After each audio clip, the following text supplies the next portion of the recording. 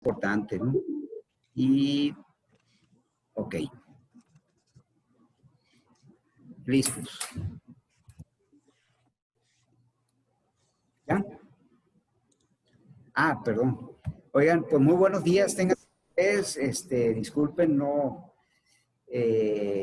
sabía que ya estábamos al aire. Gracias por estar aquí, gracias por participar a pesar de que es sábado de COVID. Pero el tema es muy interesante, es muy importante. Le agradezco mucho a Gustavo Robles, nuestro asesor jurídico, que nos regale su tiempo para venirnos a recordar a lo mejor cosas que ya sabemos, pero es necesario recordarlas y actualizarlas, ¿no?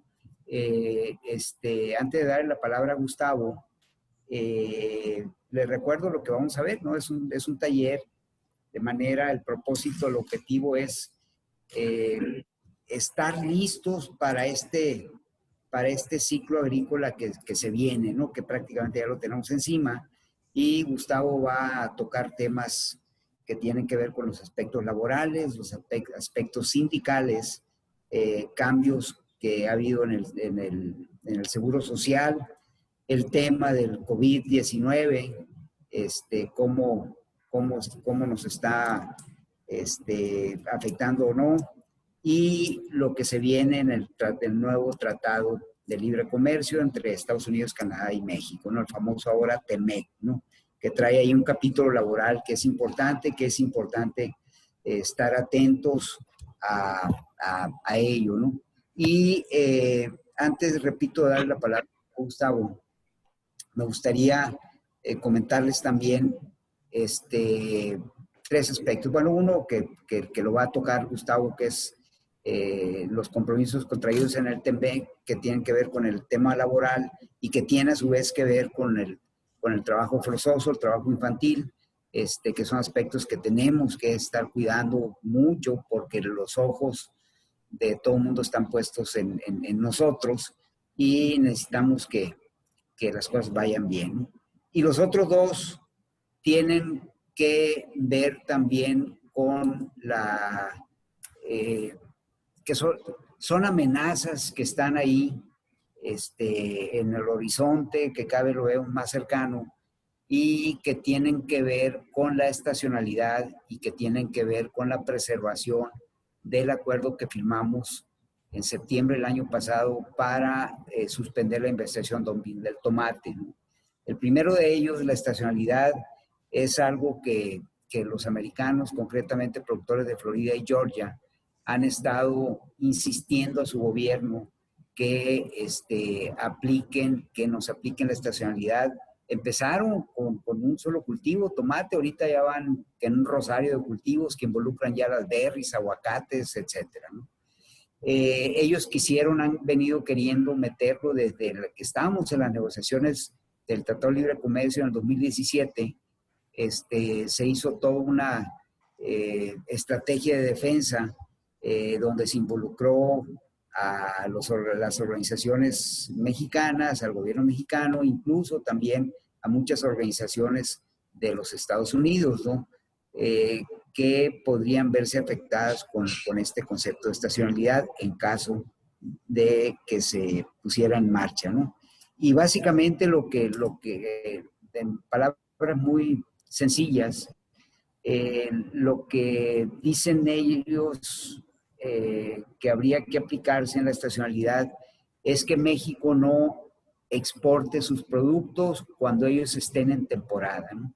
Y una vez que ellos terminen, ya pueden abrir las puertas del mercado americano para que entren nuestros productos. Eso es, en palabras muy, muy simples, muy sencillas, lo que involucra ese concepto. Evidentemente es una aberración desde cualquier punto de vista, ¿no? Desde el punto de vista del libre comercio, desde el punto de vista económico, etcétera, ¿no? Desde mucho antes, desde años antes, repito, hemos estado diciendo que eso no va a pasar. En su momento, en las negociaciones del TEMEC, nuestro gobierno nos apoyó. Tuvimos muchas reuniones con el secretario Guajardo, que era el jefe negociador por parte de México, y todo el equipo brillante, por cierto, de de negociadores mexicanos y finalmente no pasó. Florida y Georgia siguieron insistiendo ante sus autoridades y el acuerdo que llegaron es que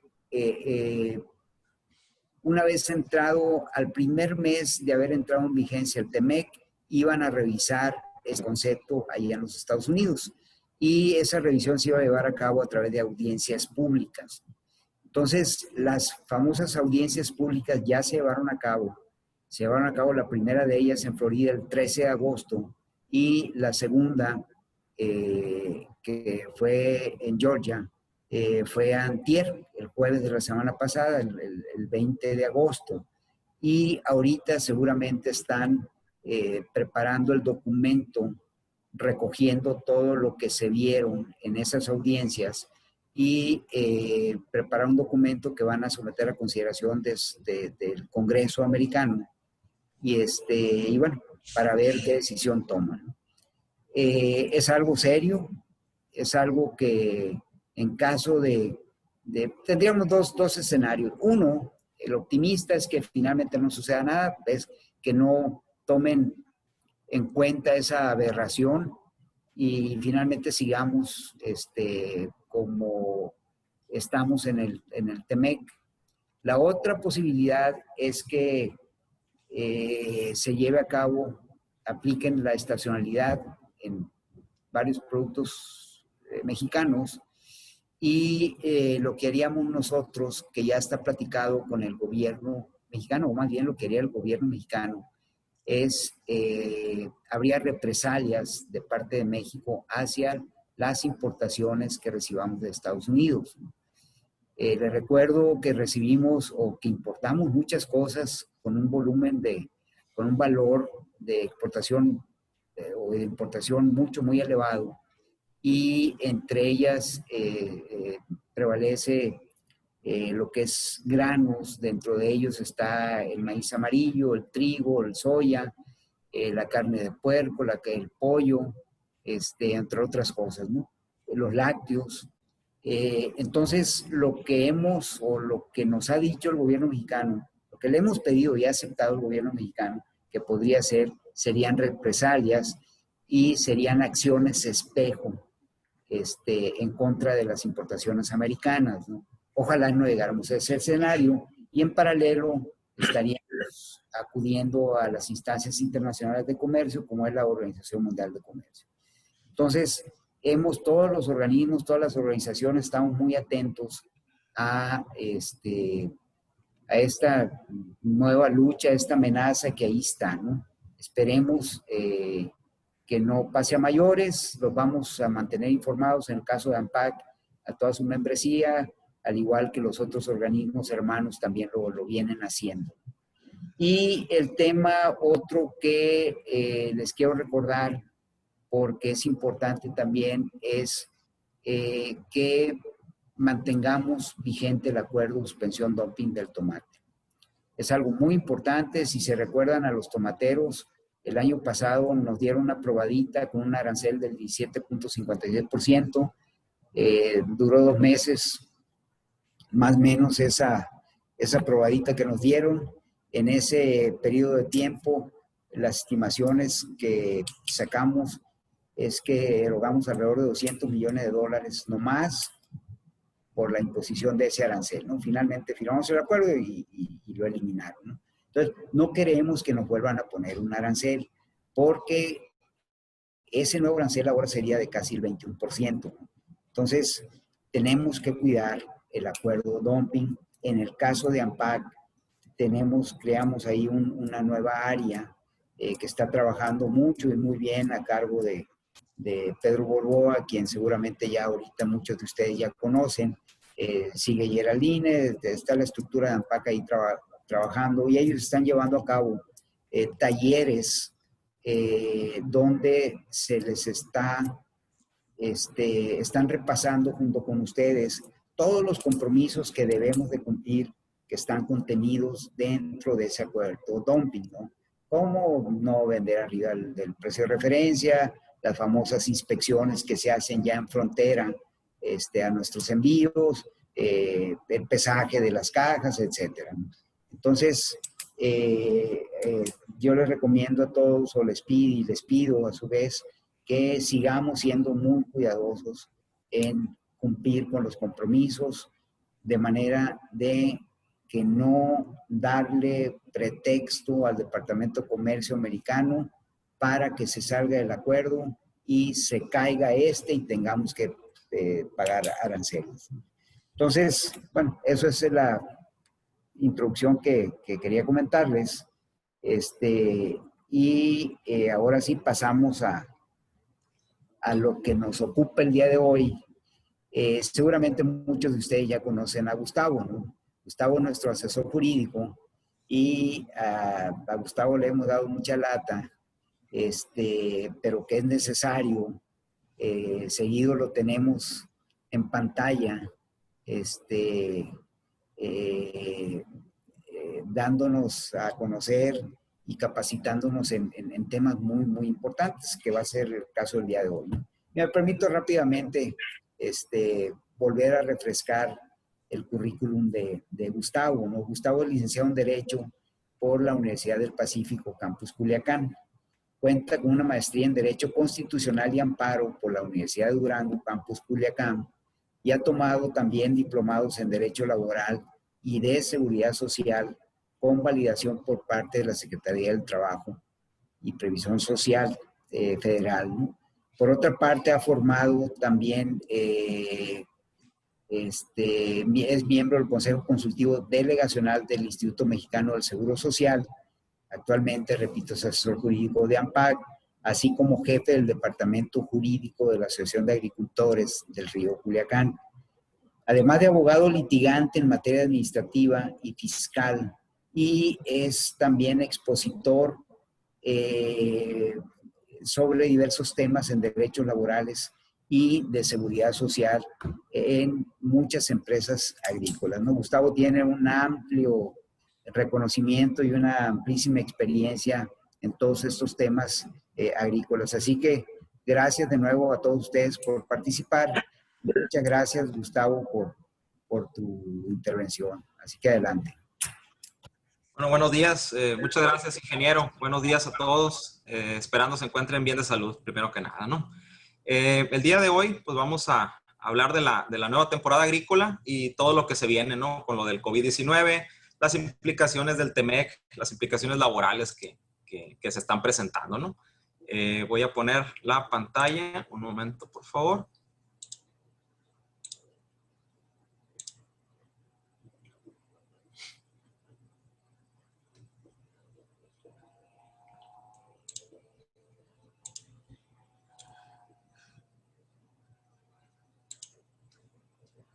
Ok, el nombre del taller es un taller de actualización jurídica, como año con año, al inicio de cada temporada agrícola, pues es bueno ver las novedades y conocer cuáles son los ámbitos de aplicación de toda la nueva normatividad, cómo va a repercutir en su empresa, los derechos y obligaciones que tienen las partes patronales, y pues para que ustedes estén al tanto de la documentación que deben de tener y cómo deben de cumplirlo, ¿no? Eso es lo que vamos a detallar en este taller.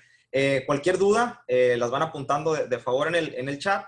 Y con todo gusto al final de la plática la vemos cada una de ellas, ¿no? Los tres temas que se centrará la plática son temas laborales y de seguridad social para el campo, lo que aplica para la temporada agrícola 2020-2021, el COVID-19 y esta famosa nueva normalidad, pero en el enfoque legal, ¿no? ¿Cómo pueden ustedes cumplir con todo lo que está solicitando la autoridad? De lo que pide la Secretaría del Trabajo y Previsión Social, la Secretaría de Salud y en específico el Instituto Mexicano del Seguro Social. Otro de los temas que se tocará el día de hoy es el TEMEC y cuáles son las implicaciones laborales, ¿no? Ya iremos viendo que México pues ha cumplido desde la reforma del 1 de mayo del 2019 con lo que aplica el TEMEC del 29 de junio se publicó, pero bueno, vamos a hacer un análisis de cada uno de los puntos que toca este nuevo tratado, ¿no? Dentro de los temas generales, vamos a ver la contratación del jornalero agrícola, las obligaciones de los patrones derivadas de la Ley Federal del Trabajo, la constitución de las comisiones mixtas, el manejo de las visitas de las autoridades y las inspecciones laborales que se estarán llevando a cabo en específico del COVID-19. Comenzamos con el tema del contrato de trabajo para el jornalero del campo. Toda la información que se esté dando aquí, los formatos se le enviarán el día lunes, ¿no? Se le enviarán a Estefanía, pues para que ella los haga llegar a todo el gremio. No son varios los documentos que se deben de aplicar en esta temporada, los cuales ya están listos, son formatos que pueden aplicar en su empresa y el lunes ahí los tendrán en su bandeja de correo. Las primeras novedades del contrato de trabajo es la designación de beneficiarios. Esto con la reforma del 1 de mayo del 2019, esta obligación pues ya venía estipulada, ¿no? Sin embargo, pues hay que darle cumplimiento en el contrato individual de trabajo. Ustedes pueden contar con un contrato colectivo de trabajo, sin embargo, como ya lo hemos visto antes, por cuestiones de defensa laboral en un momento dado, pues es muy recomendable que tengan un contrato individual de trabajo por cada jornalero del campo, en donde es un contrato muy sencillo, es un formato de una sola hoja. Sin embargo, cumple con los requisitos elementales de un contrato de trabajo, ¿no? Una es la designación de beneficiarios. La designación de beneficiarios la va a hacer cada trabajador del campo. Es una obligación contemplada en la Ley Federal del Trabajo con la reforma y ellos de puño y letra deben de poner cuál va a ser su beneficiario en caso de fallecimiento, ¿no? Otra de las novedades es que, derivado de las certificaciones que todos ustedes tienen como agricultores, les están pidiendo que se ponga un artículo en específico en el contrato, el de la libertad de asociación o libertad sindical, lo cual pues viene bastante fuerte en el TEMEC y creo que es una buena recomendación el poner en el propio contrato individual de trabajo, pues que el trabajador no puede ser obligado a formar parte o no de un sindicato. Ahorita más adelante vamos a ver las cláusulas para que ustedes las analicen, pero sí es un requisito que está solicitando las certificadoras y bueno, pues viene finalmente en la Ley Federal del Trabajo también. Las nuevas cláusulas a implementar son 3. Una es el beneficiario. Estas cláusulas ya van a venir en el contrato que se les va a enviar. La nueva cláusula viene en el artículo 501, es la fundamentación, y viene el beneficiario. Esto lo tendrán que poner de puño y letra el trabajador eventual del campo, ¿no? Otra de las nuevas cláusulas es la correspondiente al artículo 358, fracción primera, donde ningún trabajador puede ser obligado a formar parte o no de un sindicato, ¿no? Esto por la importancia que representa el TEMEC y la aplicación de este tratado y la vigilancia que se va a tener por parte de las autoridades. Es muy importante que pongan esta cláusula en sus contratos, ¿no? La otra nueva cláusula viene derivada del COVID-19, porque ha habido muchas preguntas de la parte patronal en relación a los exámenes médicos que se pueden practicar a los jornaleros agrícolas. Para cumplir con esto y tener bien fundamentado el hecho de que el patrón pueda solicitar al trabajador un examen médico, es necesario tener esta cláusula en los contratos. Básicamente es la fundamentada en el artículo 134, fracción de 10 de la Ley Federal del Trabajo, en donde el trabajador se obliga a someterse a los exámenes médicos que el patrón crea convenientes. Entonces, ahorita es de especial interés por la cuestión de la pandemia que estamos viviendo, pues que ustedes estén protegidos con esa cláusula que les va a permitir realizar exámenes médicos a sus trabajadores, ¿no? Son muchas, como ya conocemos, las obligaciones de los patrones derivadas de la Ley Federal del Trabajo. No voy a pues comentar cada una de ellas porque son bastantes. Sin embargo, sí les voy a poner las más relevantes o las más actuales, pues para que ustedes estén al tanto. El artículo 132, ahí vienen todas las obligaciones de la parte patronal, y una de las novedades son las licencias expedidas por el Instituto Mexicano del Seguro Social para el tema cuando los hijos sufren cualquier tipo de cáncer. El Seguro Social y la Ley Federal del Trabajo contemplan la posibilidad de otorgar incapacidades a los patrones, a los trabajadores, perdón, donde ellos se pueden ausentar por cuidados a sus hijos de un día hasta 28 días, ¿no? Y si esto continúa, si sigue habiendo recaídas por parte de los hijos del trabajador, se pueden expedir nuevas incapacidades por parte de la ley del seguro social, ¿no? Entonces, esto es una novedad. Ustedes lo van a ver. Hay que estar atento nada más. Lo contempla la Ley Federal del Trabajo y lo contempla la ley del Seguro Social, ¿no? Otra es entregar a los trabajadores de manera gratuita un ejemplar impreso del contrato colectivo de trabajo. Esto ya se les había enviado un formato donde el trabajador daba cuenta o estaba de conformidad en que había recibido un tanto del contrato colectivo. Ahora con la aplicación del TEMEC o la entrada en vigor del TEMEC del 1 de julio, es fundamental que ustedes tengan esa documentación donde el trabajador efectivamente dé fe de que se le entregó un tanto del contrato colectivo. y que en la medida de lo posible se le haga del conocimiento al trabajador del campo, pues el contenido de este documento, porque sin duda en alguna revisión, pues sí va a haber algunas entrevistas y le van a comentar al jornalero si efectivamente conoce el contenido del propio contrato colectivo, ¿no?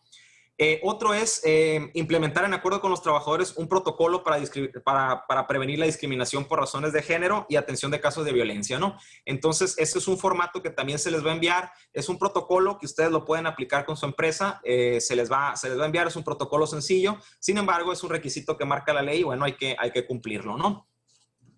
Otro en materia sindical es que el patrón debe dar todas las facilidades para fijar y difundir en los lugares de mayor afluencia, dígase en los lugares donde el trabajador recibe sus alimentos, donde está el checador, las entradas y salidas, para que el trabajador esté consciente de cualquier convocatoria que haga el propio sindicato del campo y esté enterado.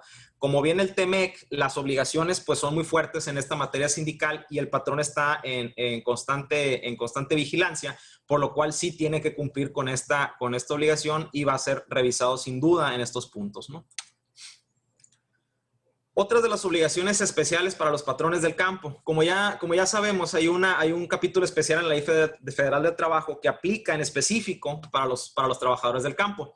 En este caso es el artículo 279 de la Ley Federal del Trabajo, donde el patrón tiene la obligación de llevar un padrón especial de los trabajadores contratados por estacionalidades. Es muy importante que ustedes en la medida de lo posible pues hagan un recuento de los trabajadores o el tiempo que pasaron con ustedes laborando, porque la autoridad en una revisión de condiciones generales de trabajo en específico pues sí les va a pedir ese padrón especial de estacionalidades, ¿no? Para probar cuál fue la antigüedad que tuvo cada uno de los trabajadores. Es un nuevo requisito y hay que cumplir con él. Otro es el artículo 280 bis que ha generado muchísimo ruido en el gremio. Viene desde el 1 de mayo, desde la reforma, y es que el salario, pues ya el salario del jornalero del campo ya no se va a definir por la oferta y demanda. Va a ser definido por la Comisión Nacional de Salarios Mínimos, ¿no? ¿Cuál es esto? Se va a definir con 3 factores, ¿no? La naturaleza, cantidad y calidad de los trabajos, el desgaste físico de las personas que realizan estos trabajos y los salarios y prestaciones percibidas de los trabajadores, digamos un promedio en las temporadas agrícolas en las que ha realizado la labor. No sabemos, vamos a estar muy al pendiente en cuál será la cantidad que va a fijar la autoridad. Finalmente, este salario mínimo lo van a fijar para el mes de enero, febrero del próximo año. Sin embargo, sí hay que estar muy al pendiente en cualquier reunión junto con el CNA y la propia AMPAC como asociación, pues para estar al tanto de las negociaciones y aportar pruebas en relación a cuál sería un salario justo para la parte patronal y la parte del jornalero agrícola, ¿no? Otra de las obligaciones especiales es el artículo 283, que esto ya lo venía dando todas las empresas agrícolas, sin embargo, la Ley Federal del Trabajo en específico lo plasma, ¿no? Son brindar habitaciones adecuadas e higiénicas e impartir capacitación en el trabajo y para el manejo de equipos de seguridad y protección, ¿no? Entonces es muy importante, ya lo veremos más adelante, la formación de la Comisión de Capacitación y Adiestramiento, que va a ser la encargada de fijar la capacitación para cada uno de los trabajadores. Dentro de todas las empresas agrícolas deben de existir al menos 3 comisiones. Son las comisiones mixtas laborales. Una es la Comisión de Seguridad y Higiene en el Trabajo, que con el tema del COVID va a jugar un papel fundamental. La Comisión de Capacitación, Adiestramiento y Productividad y la Comisión del Reglamento Interior de Trabajo. Si ustedes no cuentan con estas comisiones, con todo gusto les podemos enviar un formato para que formen las comisiones y segunda, para que sepan cómo operarlas dentro de la empresa agrícola, ¿no? Las comisiones mixtas, todas tienen fundamento legal en la Ley Federal del Trabajo. Aquí se las pongo brevemente por si ustedes quieren checar el artículo en específico por cada una de ellas. Ahí vienen en la Ley Federal del Trabajo cuáles son los requisitos, cómo se constituyen y cuáles van a ser las medidas de operación de cada una de ellas. Lo que sí es que se forma por igual número de representantes, tanto de la parte patronal como de la parte de los trabajadores, los cuales se eligen de manera democrática, pues en una asamblea que se realice con tal efecto. Brevemente, la Comisión de Seguridad y Higiene en el Trabajo es evitar las enfermedades y riesgos de trabajo en la empresa. La comisión que ustedes formen o la que tengan formada dentro de la empresa con el tema de la pandemia que actualmente vivimos va a jugar un papel indispensable en la visita que haga la Secretaría del Trabajo y Previsión Social, porque lo primero que va a hacer la Secretaría del Trabajo y Previsión Social es pedirles la Comisión de Seguridad y Higiene que la tengan formada y la formación del comité COVID-19 para la aplicación de todas estas medidas dentro de la empresa agrícola. Entonces, es muy importante que la tengan constituida. ¿Cómo se constituyen? En caso de que no la tengan, se va a realizar una asamblea en donde los trabajadores de manera democrática eligen quiénes van a ser sus representantes, y por la parte patronal, el patrón define a sus representantes, los cuales deben de ser de igual número que los trabajadores. Usualmente son tres, depende del tamaño de la empresa, ¿no? Pero usualmente son tres trabajadores por la parte patronal y 3 trabajadores por la parte obrera, por así decirlo, ¿no? Los trabajadores, y aparte dentro de la Comisión de Capacitación y de Seguridad e Higiene, deben de recibir, porque es una obligación que lo marca la Ley Federal del Trabajo, es una obligación recibir al menos una vez al año la capacitación, pues, para aplicar los conocimientos dentro de la propia empresa. Otra de las comisiones, la que ya veíamos, es Comisión de Capacitación, Adiestramiento y Productividad. La principal función es fijar los roles de cuándo va a ser otorgada la capacitación a cada uno de los trabajadores del campo, los trabajadores administrativos, los trabajadores de empaque, ¿no? Es un derecho, es una obligación del patrón otorgar esta capacitación. Se forma de la misma manera, igual número de representantes de los trabajadores, igual número de representantes de los patrones, ¿no? Otra comisión que va a jugar un papel fundamental en el tema del COVID es la Comisión de la Implementación del Reglamento Interior de Trabajo. Es muy importante que tengan constituida la comisión. De igual manera, ¿cuál es la finalidad o el objeto de esta comisión? Pues es generar un reglamento interior de trabajo. También se les va a enviar un formato, ya se les ha enviado anteriormente, en caso de que existan agrícolas de nueva creación que no tengan este reglamento, se les va a enviar un formato que es de aplicación general, por así decirlo, a la empresa agrícola. Sin embargo, pues ustedes lo pueden adecuar a las necesidades específicas de su empresa. Es muy importante y es obligatorio, y para que tenga validez, este reglamento interior debe ser depositado en la Junta Local de Conciliación y Arbitraje de su estado, el que corresponda. ¿Por qué? Porque si solamente queda como un documento privado, no tiene validez alguna en la aplicación de posibles sanciones que le pudieran hacer al trabajador del campo, ¿no? Entonces, sí es muy importante que se redacte este reglamento. ¿Qué se regula dentro del propio reglamento? Son medidas de seguridad e higiene, medidas disciplinarias, sanciones administrativas, jornadas de trabajo, horarios, control de asistencia, y muy importante, y aquí se lo subrayo en rojo, son los exámenes médicos. Si ustedes soportan la práctica de un examen médico del COVID-19 o de cualquier otra enfermedad que se pudiera presentar, que sea contagiosa, pues, dentro de la empresa agrícola, de esta manera ustedes cumplirían con la normatividad, porque la ley te dice que debe de estar soportado en algún documento la aplicación de estos exámenes médicos al trabajador del campo. Entonces, ustedes lo pueden tener en el contrato de trabajo, esta indicación, o en el propio reglamento interior de trabajo. Si lo tienen en los dos, pues qué mejor, ¿no? Que lo tengan los exámenes médicos en el reglamento y en el propio contrato. Brevemente vamos a ver las visitas de inspección a la empresa agrícola. Como todos nosotros sabemos, pues de manera ordinaria la Secretaría del Trabajo y la Dirección de Trabajo del Estado pues vienen realizando ciertas inspecciones a la parte patronal en materia de seguridad e higiene en el trabajo, capacitación y adiestramiento y condiciones generales de trabajo, ¿no? Entonces, ¿cuáles son las dos autoridades que nos van a estar revisando a nuestro campo agrícola, la operación agrícola? Es la Secretaría del Trabajo Federal y la Dirección del Trabajo del Estado, ¿no? Es muy importante conocer que la Secretaría del Trabajo y Previsión Social solamente tiene facultades para llevar a cabo inspecciones en materia de capacitación, adiestramiento y seguridad e higiene.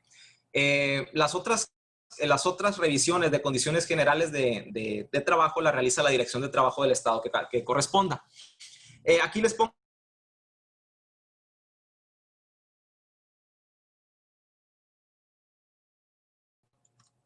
la Dirección de Trabajo del Estado de cada una de la circunscripción donde ustedes se encuentren pueden auxiliar a las autoridades federales. Es muy común que se presenten autoridades estatales a querer revisar a las agrícolas en materia de seguridad e higiene. Entonces, ahí algunas agrícolas me comentan, oye, pues que no era la Secretaría del Trabajo Federal la que podía revisar estos casos. Y sí, en efecto, la otorgada para la Secretaría del Trabajo Federal. Sin embargo, si existe un oficio en donde se le solicita el apoyo a la Dirección de Trabajo del Estado que corresponda, sí podría llevar la Dirección del Trabajo esa revisión. Pero ustedes, cuando llegue la revisión, es muy importante que le soliciten ese oficio de ayuda por parte de la autoridad federal a la autoridad estatal. Si la autoridad no lo presenta la autoridad estatal, la revisión sería ilegal, ¿no? Y así manifiéstenlo de viva voz en la propia acta que se levante al momento. Aparte de esto, debe de venir fundamentado en el propio acto de la autoridad estatal que está realizando esa inspección de seguridad e higiene ayudando o en apoyo a la autoridad federal. Si no trae estos dos requisitos, la presentación del oficio de auxilio y la fundamentación dentro del propio escrito de auxilio, es una revisión ilegal por parte de la Dirección del Trabajo del Estado, y cualquier revisión que lleve a cabo o cualquier multa que se determine al patrón del campo será fácilmente impugnable en tribunales y con todas las posibilidades de que se determine la ilegalidad de la misma. Los tipos de visitas de inspección laboral, pues como todos nosotros sabemos, son inspecciones ordinarias, las que se pueden llevar de manera anual, iniciales, periódicas o de comprobación de las medidas de seguridad e higiene que determinó la empresa, o las extraordinarias. Las extraordinarias son las más comunes. Es donde se presenta la autoridad porque en las noticias, en los periódicos, en la red, vio alguna posibilidad de violación laboral dentro de una empresa agrícola. Hay una denuncia anónima de parte de un trabajador, es cuando se presentan estas inspecciones extraordinarias, y aquí, como lo subrayo en rojo, por peligro inminente a la salud o integridad de los trabajadores, ¿no? Entonces, con la pandemia que estamos viviendo, es muy común que el Seguro Social, que los trabajadores al presentarse al Seguro Social de manera recurrente de un mismo campo agrícola, pues esta información se comparta con la propia Secretaría del Trabajo, en donde ya es muy recurrente la enfermedad de COVID-19 en una empresa agrícola. La Secretaría del Trabajo pudiese realizar alguna investigación en la empresa, pues precisamente extraordinaria, precisamente por el peligro inminente a la salud que representa, ¿no? Entonces, es lo que vamos a empezar a vivir esta temporada agrícola. Brevemente, las formalidades de las inspecciones laborales. Toda inspección laboral debe de ser escrita. Debe haber una orden por escrito firmada por la autoridad que la está ordenando, dígase la Dirección de Trabajo del Estado, dígase la Secretaría del Trabajo Federal. No puede ser una llamada, no puede ser mediante un correo, verbalmente. Cualquiera de estas formas que les comento sería ilegal. Todas las órdenes de visita a las labores debe de ser por orden por escrito, ¿no? Ojo, debe ser dirigida a la empresa. Chequen ustedes muy bien el nombre de la empresa agrícola, que venga completo, la dirección que venga correcta. Si la autoridad falla en alguno de estos temas, así manifiéstenlos en la propia acta de inicio, y coméntenle que no se puede llevar a cabo la inspección, derivado a que no va dirigido a la persona moral correcta, ni está dirigido al campo agrícola. Tan es así, pues, que la dirección del domicilio que tienen, pues es incorrecto, ¿no? Entonces, ojo con esto. Debe contener el nombre de los inspectores, ¿no? Muy importante que chequen ustedes que el inspector que se presente, pues se encuentre el nombre de él en el propio oficio, ¿no? Algo muy importante, y les subrayo aquí en negritas, derivado de la violencia y la inseguridad que estamos viviendo en nuestro país, se ha venido dando muchas inspecciones apócrifas. ¿Cuál es la recomendación? Hay números telefónicos donde se pueden verificar estas inspecciones. Se les va a hacer llegar también, junto con el material, los números de cada Dirección de Trabajo del Estado y de la Secretaría del Trabajo Federal, donde ustedes pueden corroborar que la inspección sea veraz. Todas las inspecciones forzosamente tienen un número de folio y un número de seguimiento. Ustedes, al llamar a ese teléfono, le van a dar el número de folio, el número de seguimiento, y la autoridad federal debe contestar por el propio teléfono, decir efectivamente hay una inspección a su nombre, o no hay ninguna inspección a su nombre, por lo cual ustedes pues tienen que terminar en ese momento la inspección y no permitir la entrada, pues porque es una inspección apócrifa, ¿no? Tratándose de las visitas ordinarias, pues como ya todos sabemos, la autoridad, cuando son ordinarias, la autoridad se presenta y deja un citatorio para un día posterior, ¿no? Ahí que tienen que revisar ustedes, que el documento que les deja la autoridad, pues que el nombre del patrón o el nombre de la empresa pues sea el correcto, que el domicilio sea el correcto, y la autoridad forzosamente les debe dejar un documento en donde vengan todos los documentos laborales que le va a revisar y el objeto de la visita, para que ustedes tengan oportunidad de prepararse para llevar a cabo esa inspección, ¿no? Otra de las inspecciones extraordinarias que se van a venir con el tema de la pandemia que estamos viviendo son las inspecciones en materia de seguridad e higiene. Esto las va a llevar a cabo originalmente la Secretaría del Trabajo Federal, pero también pudiera llevarlas a cabo la Dirección de Trabajo del Estado con el oficio de auxilio que ya les comentaba anteriormente. es muy importante, muy importante que tengan la siguiente documentación. Ahorita la voy a resumir y se les va a enviar un formato para que ustedes lo puedan aplicar dentro de la propia empresa agrícola, ¿no? Lo primero, la Secretaría del Trabajo Federal, lo primero que va a revisar es determinar si tu actividad es esencial o no esencial. En el caso de lo agrícola, pues es evidente que es esencial. Lo segundo, ustedes como patrones deben demostrar la existencia del comité COVID-19. Este comité, pues, es el encargado de que se apliquen toda la materia de seguridad e higiene dentro de la empresa de manera ayuda también con la Comisión de Seguridad e Higiene del Trabajo, por lo cual deben tener dos comisiones, la del Comité del COVID y la Comisión de Seguridad e Higiene en el Trabajo, las cuales van a trabajar de manera coordinada para evitar los contagios dentro de la empresa agrícola.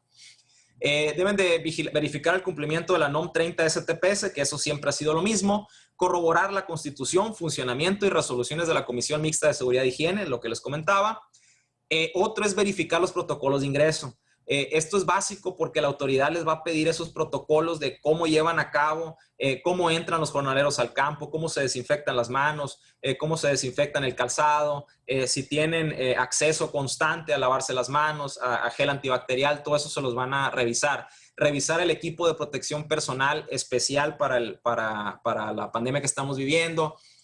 Confirmar la existencia de constancia sobre la capacitación que da el Seguro Social. Esto es muy importante contar con estas constancias. Estas se otorgan de manera gratuita en la página de nuevanormalidad.gov.mx. Ahí ustedes pueden encontrar diversos cursos de capacitación que no les va a llevar más de media hora y les otorgan un reconocimiento. Es muy importante que el Comité COVID tenga esas constancias para en caso de una revisión, pues ustedes puedan subsanarla y llevarla a cabo de manera correcta, ¿no?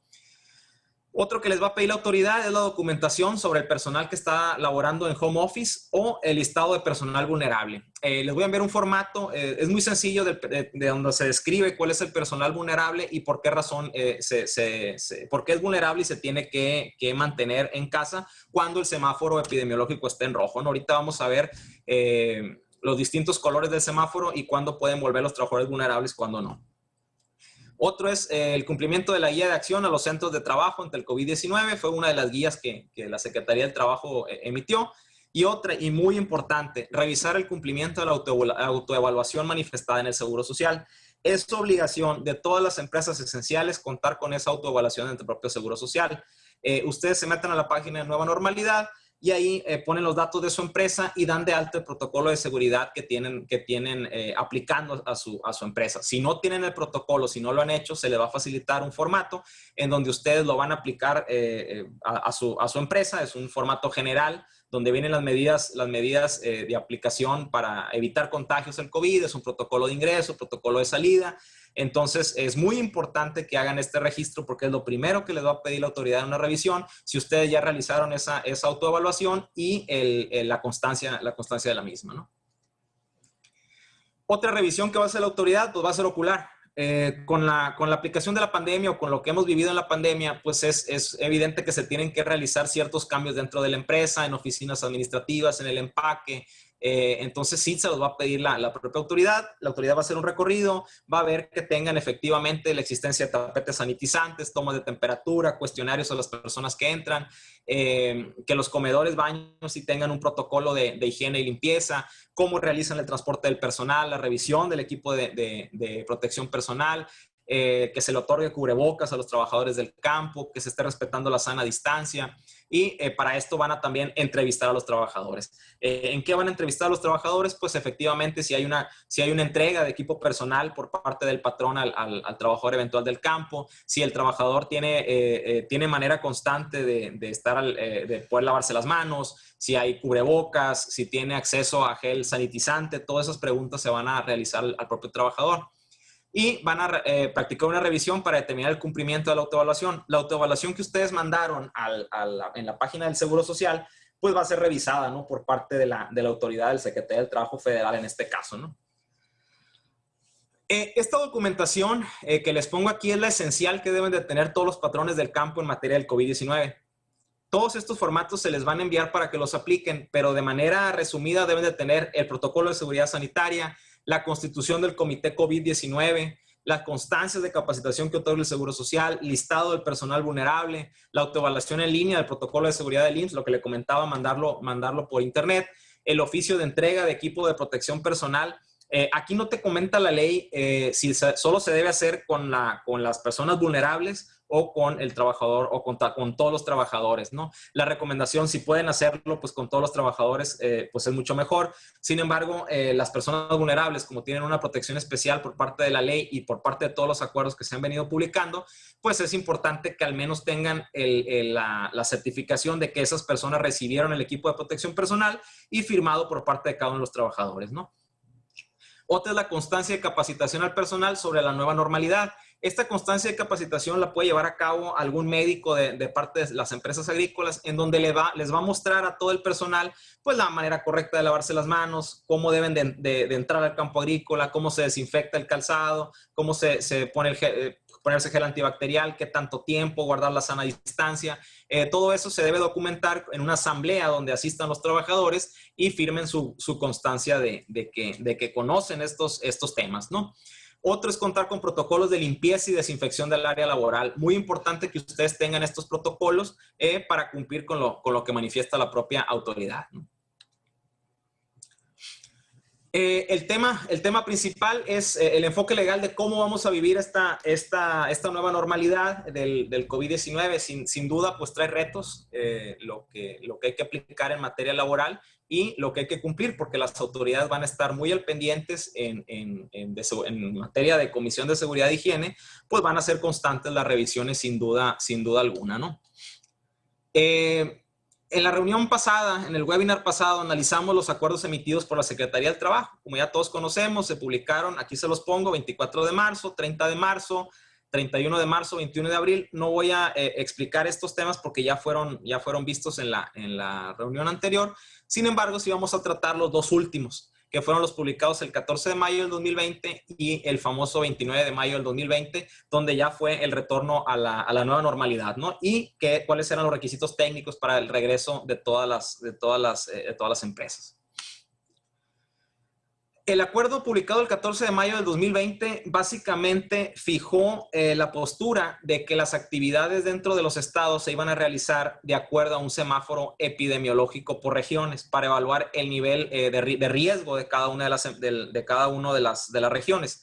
Se determinó un color rojo, un color naranja, un color amarillo y un color verde, y se determinaron también qué actividades se podían realizar en cada uno de estos colores con el semáforo. Evidentemente estuvimos mucho tiempo en color rojo, lo cual solamente podían realizarse pues actividades esenciales, ¿no? La empresa agrícola afortunadamente estuvo en ese rubro de esenciales y pues nunca paró su propia actividad, con los ciertos requisitos que marca la propia ley de seguridad e higiene dentro de la propia empresa. Poco a poco se ha venido disminuyendo, ya estamos en color naranja en la gran mayoría de los estados, lo cual también trae unas repercusiones diferentes en la empresa agrícola, las cuales ahorita vamos a tratar. El acuerdo publicado el 29 de mayo del 2020 básicamente tiene objetivo establecer las medidas específicas en las actividades económicas deberán implementar en el marco de la nueva normalidad.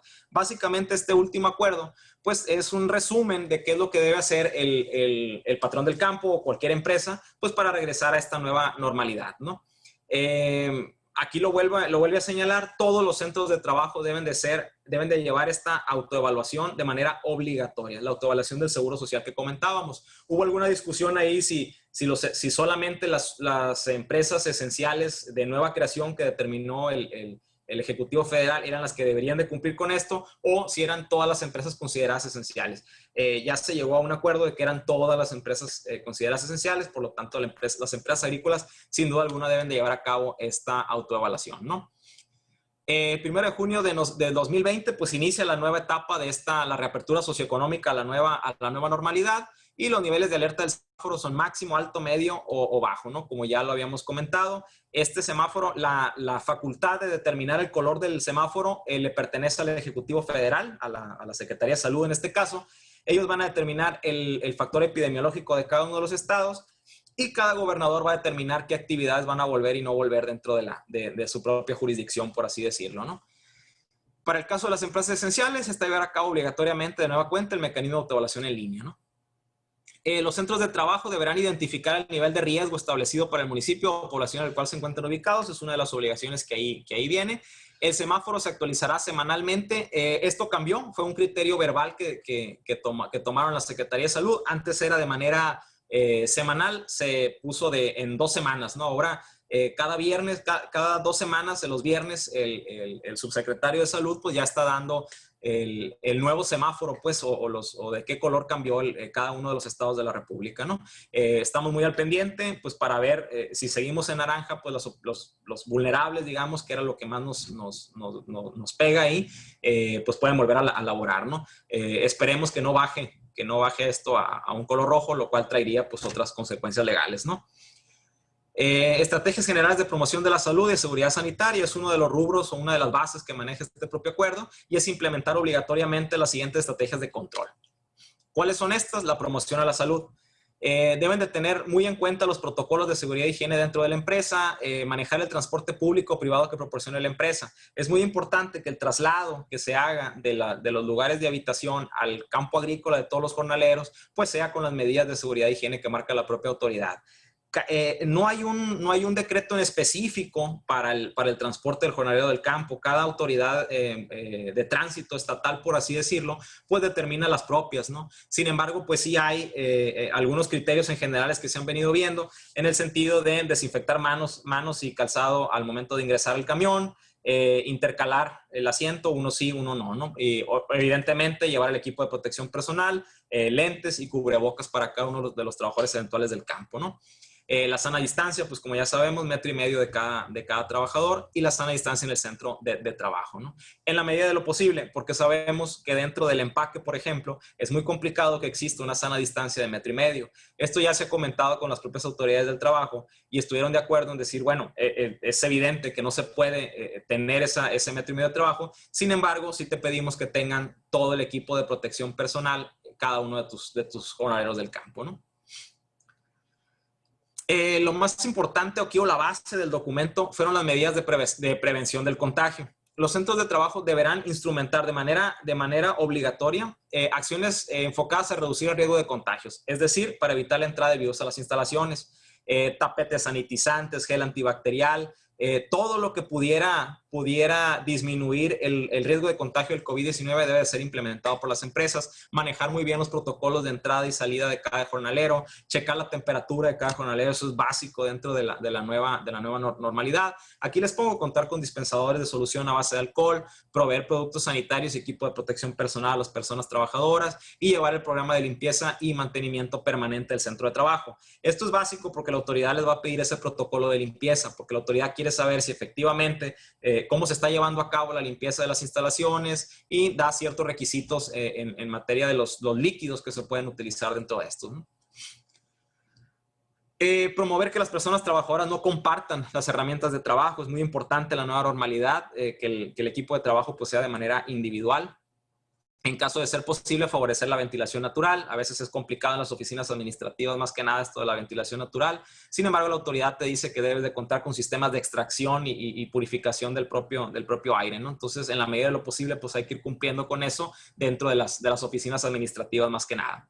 Señalizar las áreas comunes. La autoridad ha comentado que debe estar señalizado la cuestión del 1,5 metros, ¿no? Entonces, siempre en el piso va a haber un señalamiento donde deben estar los trabajadores para que guarden la sana distancia, que es una de las argumentos que da la autoridad más fuertes, ¿no? Para evitar el propio contagio del COVID, ¿no?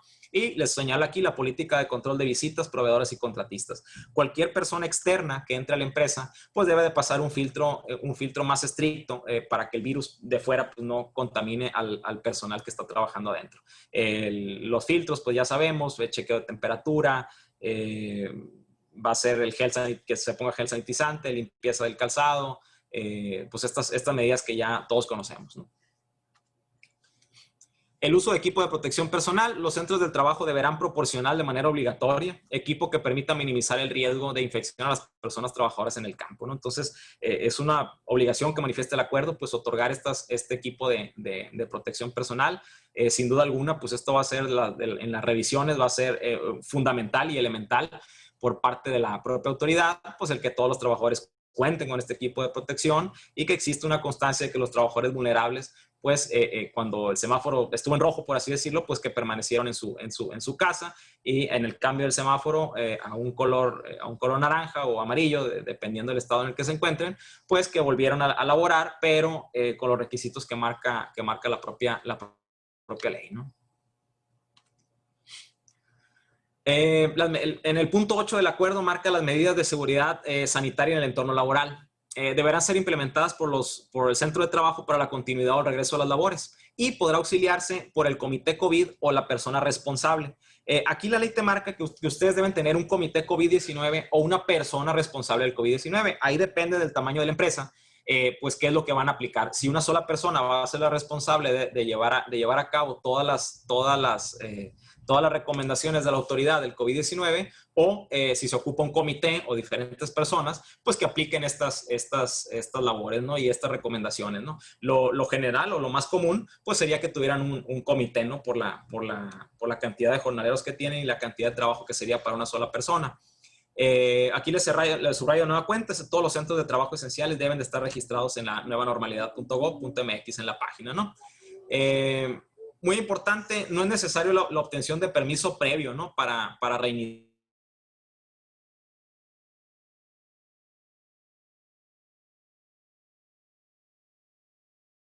por el Secretaría del Trabajo o el Seguro Social. Y no, el propio acuerdo así lo está manifestando, ¿no? Algunas preguntas y respuestas, sé que van a salir muchas más, pero al menos las más importantes o las que son muy recurrentes dentro del gremio son las siguientes. ¿Es legal someter a mis empleados a exámenes médicos COVID-19? La respuesta es sí. Como ya les comentaba, la Ley Federal del Trabajo marca en el artículo 134, fracción 10, esta posibilidad. Sin embargo, ustedes deben de soportar en un contrato de trabajo o en un reglamento interior de trabajo que efectivamente el trabajador esté enterado de que es una obligación para él hacer esto, ¿no? Entonces, mucho ojo con que cumplan estas dos obligaciones.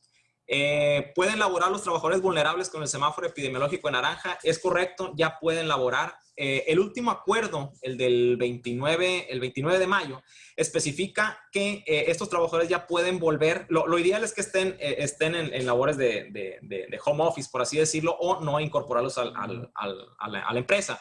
Sin embargo, sí otorga la posibilidad de que regresen estos trabajadores, evidentemente con medidas de seguridad especial. El patrón tendría que brindarles el equipo de protección, dígase caretas, gogles, cubrebocas, y también ponerlos en una situación donde no estén en constante contacto con el personal o con el público en general. Las entradas también deben ser alternadas. Digamos, si los trabajadores entran a las 7 de la mañana, ellos tendrían que entrar a las 6:45 o a las 7:15 para evitar conglomeraciones, ¿no? ¿Qué pasa con los trabajadores confirmados con COVID-19? Para el caso de aquellos trabajadores que sean diagnosticados, deberá seguirse el procedimiento de incapacidad ante el propio Seguro Social. El trabajador deberá acudir al Instituto Mexicano del Seguro Social, pues para que le den las incapacidades pertinentes y se lleve a cabo la cuarentena, ¿no? Había un criterio ahí que manejaba que el Seguro Social iba a determinar como riesgo de trabajo las enfermedades o el contagio por COVID-19 dentro de las empresas. La realidad es que, y en su momento se les envió y se trató también el tema aquí en un webinar, era que es muy complicado para el Seguro Social determinar la causa y efecto de una enfermedad. Porque si bien la fundamentación que da el Seguro Social aplica específicamente para trabajadores de la salud, lo cual estoy completamente de acuerdo y lo creo justo, que un trabajador de la salud que está expuesto en primera línea a contagiarse del COVID, dígase un doctor, dígase una enfermera, pues ellos sí, cualquier contagio que se haga del COVID, pues se presupone que fue en la realización de su trabajo, y por lo tanto, pues sí es un riesgo de trabajo, una enfermedad de trabajo, por así decirlo. Sin embargo, en el caso de cualquier otra empresa esencial, pues es muy complicado determinar la causa y efecto de dónde el trabajador obtuvo o dónde el trabajador se contagió del COVID-19.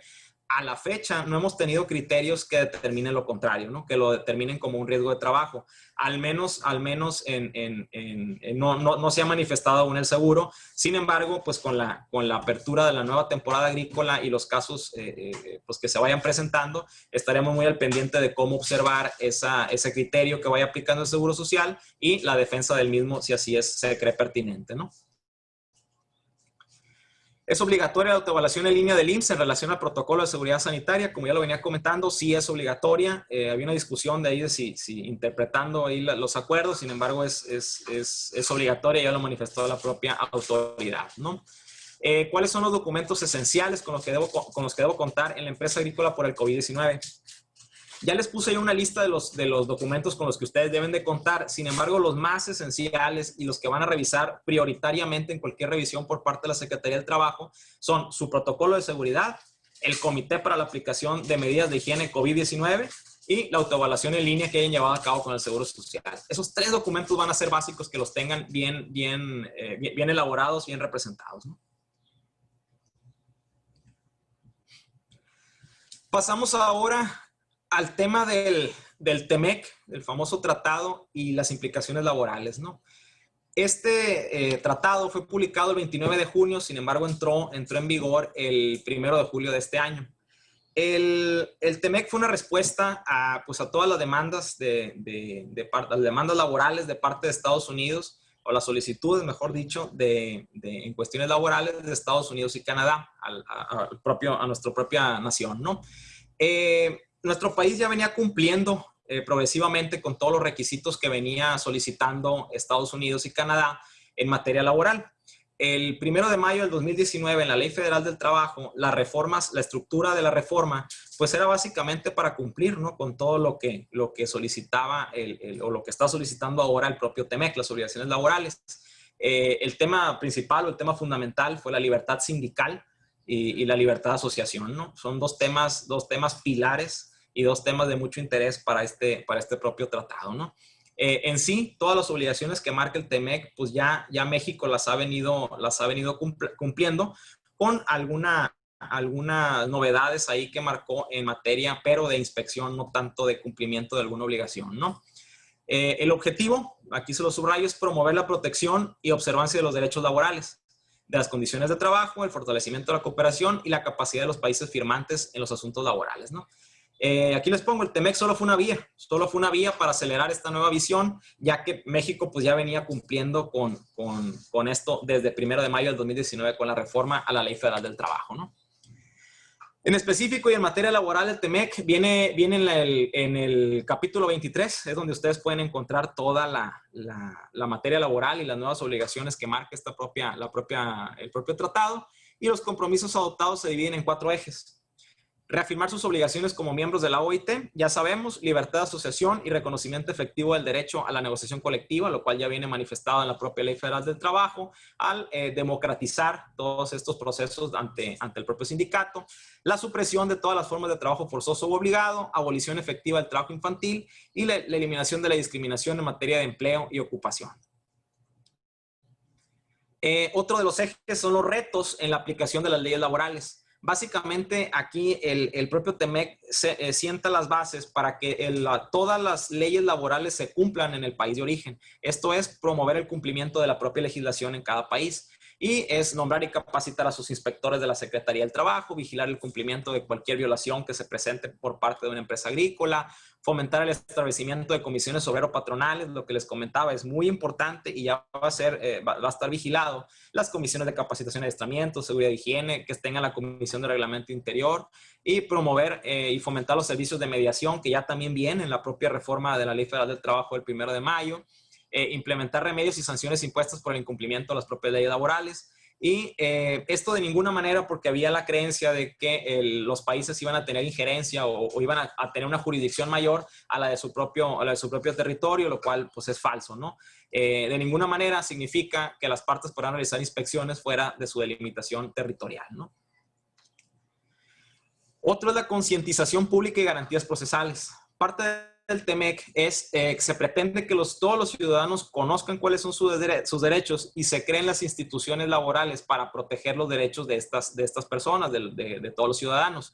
Es de gran importancia para el TEMEC pues, que esto suceda y marca ciertas pautas o ciertas obligaciones que debe de tener las leyes, ¿no? Deben de ser justas, equitativas y transparentes, deben de cumplir con el debido proceso legal, no implicar costos o plazos irrazonables o demoras injustificadas, la disminución de los plazos tan importante en el sistema judicial mexicano, y garantizar que cualquier audiencia sea pública, ¿no? Para que todo el mundo tenga conocimiento de los fallos de los jueces y cómo están resolviendo, ¿no? En la reforma laboral de 2019 se previó el cambio de modelo de justicia, o sea, parte de las solicitudes del TEMEC era pues pasar de juntas locales de conciliación, que es lo que hemos estado viviendo en materia laboral, a realmente tribunales de justicia laboral que dependan pues, de un poder judicial, ya sea del Estado o de la Federación. Este es un gran paso que se va a llevar a cabo probablemente 2022-2023, según los tiempos de la... En algunos estados incluso ya se están ejerciendo estos tribunales, ¿no? Otro es la cooperación internacional en materia laboral. El TEMEC tiene como eje o como base, pues crear una cooperación entre los países firmantes. Esta comunicación básicamente es un intercambio de información en materia laboral, de seguridad e higiene entre cada uno de los países, pues para mejorar evidentemente la normatividad de cada uno de ellos, apoyarse en la medida de lo posible dentro de sus posibilidades. Es básicamente, y como les subrayo aquí, es fomentar el diálogo cooperativo sobre cualquier asunto laboral, ¿no? Los compromisos de México en materia colectiva, otro de los ejes que tiene el propio TEMEC y fue la base de acción de la propia reforma laboral del 1 de mayo del 2019, es una implementación efectiva del derecho a la libertad de asociación y al derecho a la negociación colectiva de los trabajadores. Básicamente es empoderar al trabajador, al jornalero agrícola, para que pueda decidir de manera libre, organizada, cualquier decisión que tome el propio sindicato, dígase del contenido del contrato colectivo inicial, dígase de la revisión del propio contrato colectivo o la elección de sus líderes, que era muy importante. Antes no había injerencia de parte del propio trabajador sobre quiénes eran sus líderes. Con la nueva regulación, con la Ley Federal del Trabajo y la aplicación del TEMEC, pues ya el trabajador va a tener voz y voto para elegir a sus representantes sindicales mediante los procesos que para esto fijen pues los propios sindicatos en cuándo van a ser las votaciones. El voto va a ser libre, directo y personal por parte de cada uno de los trabajadores, ¿no? Entonces hay que tener mucho ojo en esas nuevas aplicaciones de la ley, porque efectivamente hay que tener muy buena relación con el sindicato en el sentido de fijar pues cuándo será la fecha donde se van a llevar a cabo las elecciones, de qué manera. Sin embargo, ustedes no pueden ingerir de manera directa de ninguna manera con las decisiones del propio sindicato y cómo va a llevar a cabo el tema. Esto está pues muy informado la propia autoridad de los Estados Unidos y Canadá y va a ser un tema muy relevante y de inspección. Ahorita vamos a ver un proceso que tienen ahí especial, que fue la novedad que marcó el propio TEMEC, donde va a ser vigilado de manera estricta esta libertad de asociación y este derecho a la negociación colectiva por parte de los trabajadores, ¿no?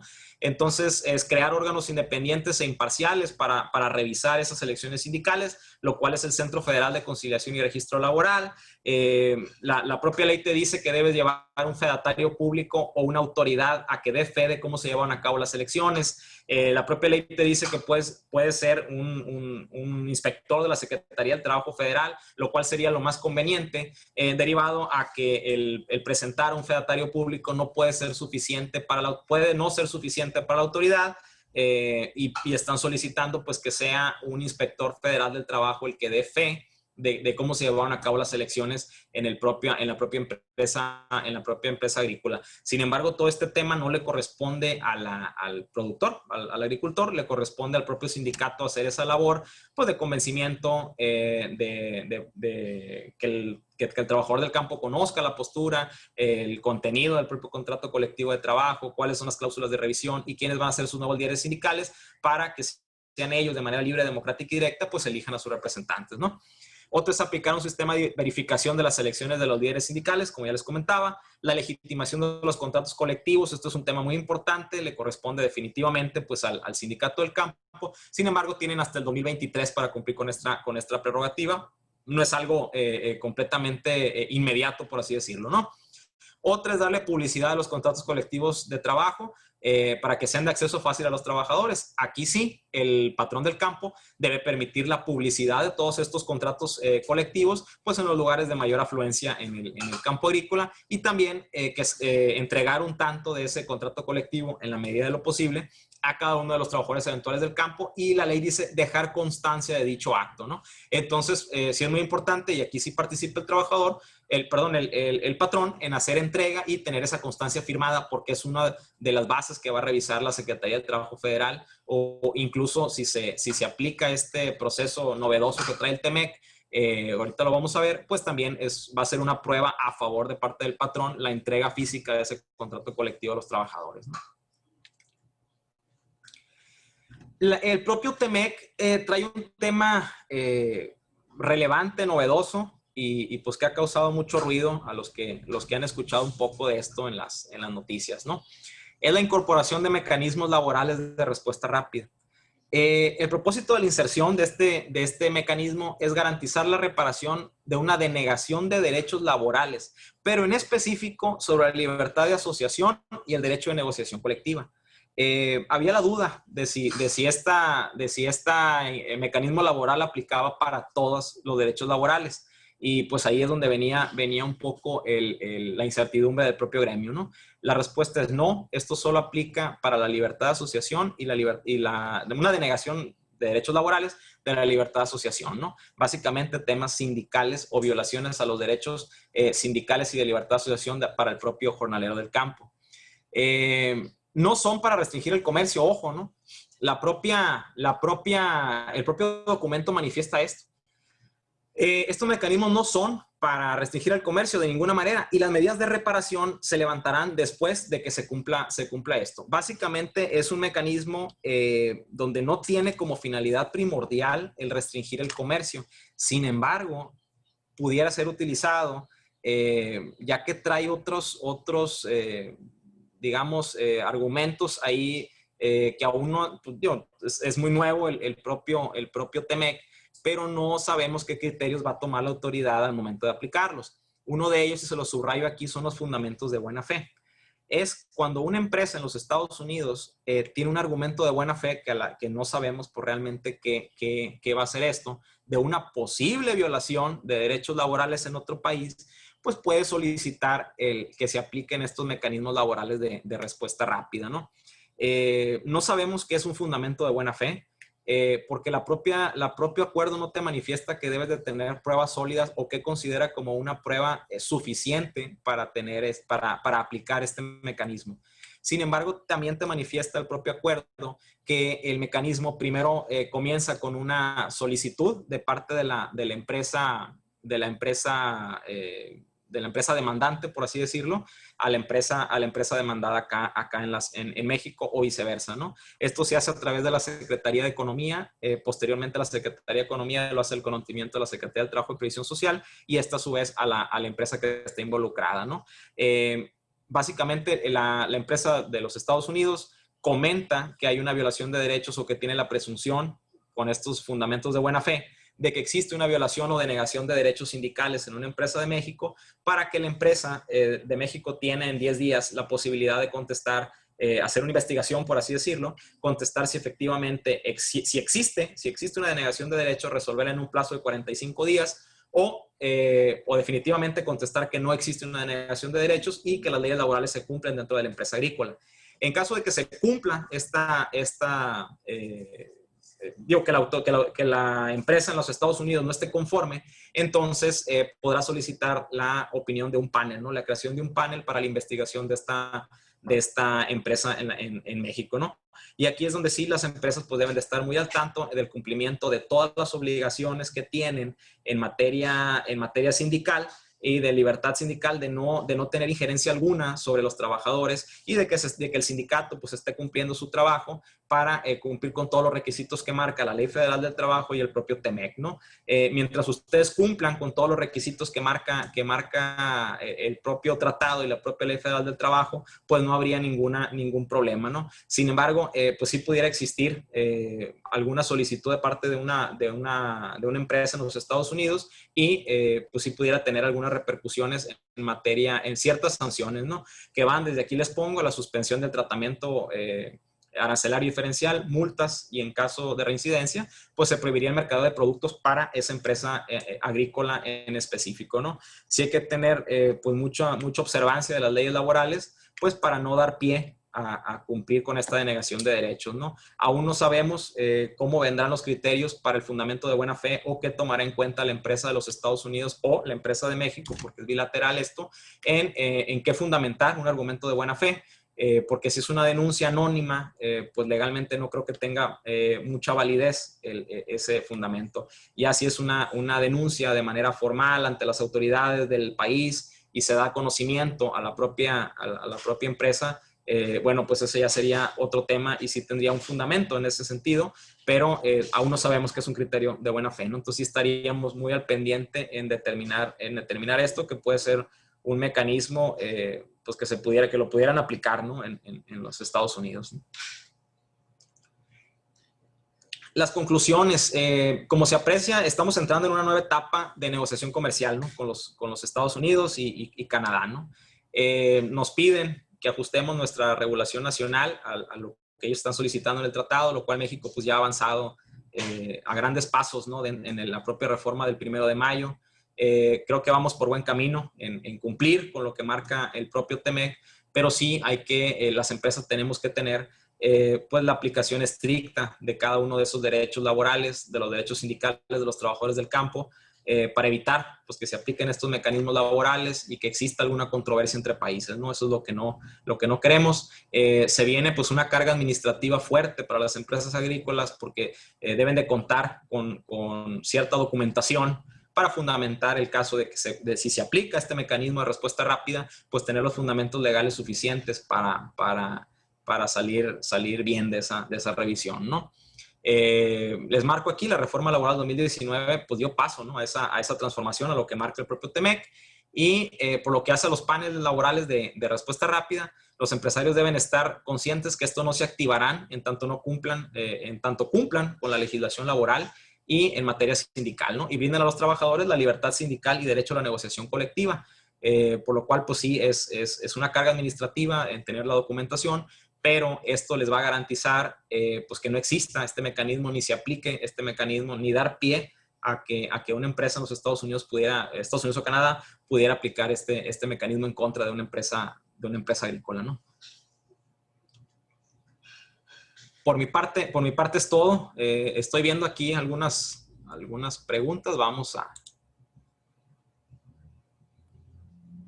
Aquí. ¿Gustas que te ayude, Gustavo, o tú quisieras leerlas?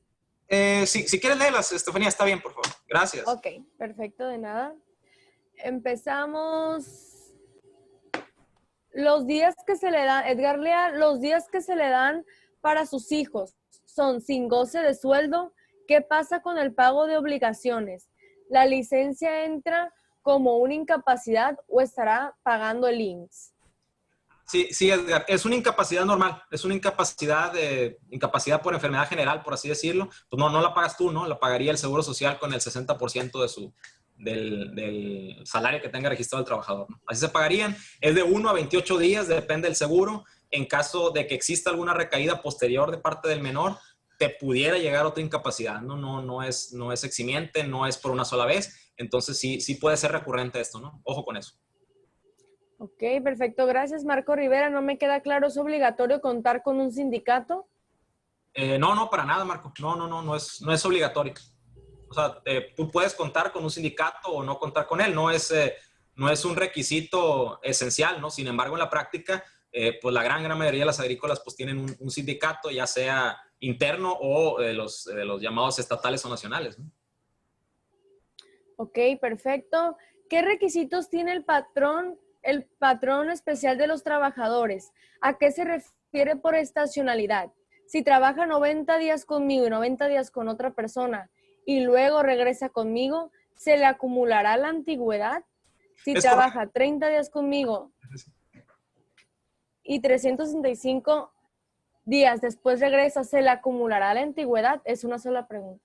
Sí, Edgar, es correcto. O sea, básicamente la reforma trajo el tema de la antigüedad, porque veían injusto que el trabajador del campo trabajara 4 meses o 5 meses, terminara la temporada agrícola y perdiera su antigüedad, y luego volviera y iniciaba una relación laboral pero ya sin esa antigüedad, pues entonces la ley metió esa reforma, pues para que el trabajador del campo pueda acumular la prima de antigüedad famosa, ¿no? En caso de una liquidación o en caso de que el trabajador, pues, termine su jornada laboral. Ok, perfecto. ¿Los jornaleros temporales pueden formar parte de las comisiones o tienen derecho a voto? Claro, ¿no? Claro. O sea, las comisiones las forma todos los trabajadores, no hay distinción, eventuales, permanentes, administrativos, todos pueden formar parte de la comisión, tienen derecho a voz y voto para elegir a sus representantes en la asamblea, ¿no? Que convoques para ese efecto. Perfecto. ¿Hay algún problema si son los mismos elementos en todas las comisiones? Mismos elementos, me imagino, mismos trabajadores, ¿no? Quiero creer. Sí, No, pueden ser sí, los me mismos. imagino que No marca una restricción directa a la ley ni nada. Pueden ser los mismos, claro, ¿no? Está mejor, ¿no? Para ustedes, ¿no? perfecto. ¿El reglamento interno de trabajo se deposita donde está el rancho Coahuila o donde está la dirección fiscal Nuevo León, por ejemplo? Yo me iría con los dos, Edgar. Me depositaría uno en el rancho, en donde tienes el rancho, que es Coahuila, depositaría ahí, y otro lo depositaría en Nuevo León, ¿eh? Pero si quieres depositar uno nada más, pues sería en Nuevo León, donde tienes el domicilio fiscal. Lo conveniente es depositarlos en los dos, ¿no? Ok, necesitamos enviar el correo electrónico para que nos hagan llegar formatos y presentación. Eh, No, nosotros tenemos no, el registro de ustedes. es correcto, Estefanía, así es. Ajá. ¿Nos pueden compartir un checklist de qué revisar nosotros a la autoridad o auditor cuando llegue la auditoría, como credenciales, oficios, qué sí puede revisar, qué no? Sí, claro, Edgar, les puedo hacer llegar un checklist me imagino que la revisión de la Secretaría del Trabajo. Te puedo poner un checklist donde diga, tiene que identificarse de esta manera, debe ser por escrito, qué documentos te debe pedir, cuáles son tus derechos y obligaciones. O sea, claro, te lo puedo dar claro. Y cuáles documentos te va a pedir, por ejemplo, en el caso del COVID, que creo yo que son las revisiones que se van a venir, pues que sepas qué documentos sí te puede pedir, cuáles no te puede pedir, ¿no? Para que cumplas con eso. Perfecto. La autoevaluación COVID era para industrias muy específicas como minera, con minería, según entiendo, agricultura no requiere hacer la autoevaluación. Favor de claridad ese punto, si sí debemos o no realizarla. Sí, claro, Edgar, como te lo comentaba, o sea, al principio hubo esa confusión porque en el acuerdo de 14 de mayo, si tú te fijas, viene que las nuevas empresas esenciales eran las que debían cumplir con esa autoevaluación. Sin embargo, posteriormente, en el acuerdo del 29 de mayo, ahí viene que todas las esenciales deben de cumplir con esa autoevaluación, ¿no? Entonces, sí, lo que no lo has hecho, hazlo, ¿no? Porque sí te lo va a pedir la autoridad, ¿no? Perfecto. No es real comprar otro camión para transporte de personal para dejarlos en un uso del 50%. No es real. Como comentario. No es real comprar otro No camión. es real comprar otro camión. Pues, a ver, no es real comprar otro camión. Hay muchos cubrebocas chafa. ¿Hay algún requisito de los cubrebocas en cuanto a su calidad, material, tamaño y permeabilidad? Pues mira, Edgar, ahí te manejan cubrebocas desechables, ¿eh? El propio acuerdo te lo maneja. Sin embargo, pues ya digo, entro a un tema ya técnico médico ahí, ¿no? De cuáles son los requisitos. Digo, todos sabemos que los famosos KN95 son los que mejor funcionan o los que más detienen ahí el propio virus, pero pues también el costo para las empresas pues puede ser muy alto. El Tricapa creo que es más económico y ese lo utilizan incluso en los hospitales. Quiero creer yo que pues pudieras utilizar esos, ¿no? Lo del transporte de personal, como te digo, es un criterio de la unidad de vialidad de cada estado, ¿no? Entonces, algunas unidades manejaron poner a los trabajadores en zigzag, digamos, en cada asiento iba a haber uno a la izquierda, otro a la derecha, en el asiento de atrás, otros intercalados, pero sí, sin duda, pues te disminuye el tema de la capacidad que puedes meter en un camión, ¿no? Eso sí nos va a afectar un poquito, ¿no? Aquí dice Jesús Raúl Cavazos, ¿qué procede en el caso de las embarazadas? Bueno, las embarazadas, Jesús Raúl, pues es un tema de vulnerable, entran en el universo que manifestó la autoridad como vulnerable. Digo, ellas pues también pueden, mientras el semáforo epidemiológico esté en naranja, pues pueden volver, ¿no? a laborar. Sin embargo, pues digo, por una razón de justicia social, pues no puedes tenerlas realizando actividades que vayan en perjuicio de su salud o de su propio hijo, ¿no? La gestación. Lo recomendable pues es ponerlas en un lugar donde no corran un riesgo mayor, golpe de calor, que tengan contacto con agroquímicos, ¿no? Para que estén laborando. Pero sí pueden regresar si el semáforo está en naranja, ¿no? Ojo, ¿no? Si está en rojo, definitivamente se quedan en casa, ¿no? Viene otra de Jesús Raúl también. Envié a una compañera al IMSS por su permiso COVID y me respondieron con un escrito diciendo que estaba perfectamente bien. Ok, aquí cada delegación es un mundo, cada delegación es un criterio. Enviaste a una compañera al IMSS por su permiso COVID. Quiero creer yo no sé si ya había tenido, si le hicieron el estudio o simplemente le enviaste porque tenía síntomas. Habría que ver el caso en específico, ¿no? Si gustas, me mandas el correo para darte el qué hacer, pues, en ese sentido, porque sí, la verdad, cada delegación tiene su criterio. Existen los permisos en línea también, están las incapacidades en línea.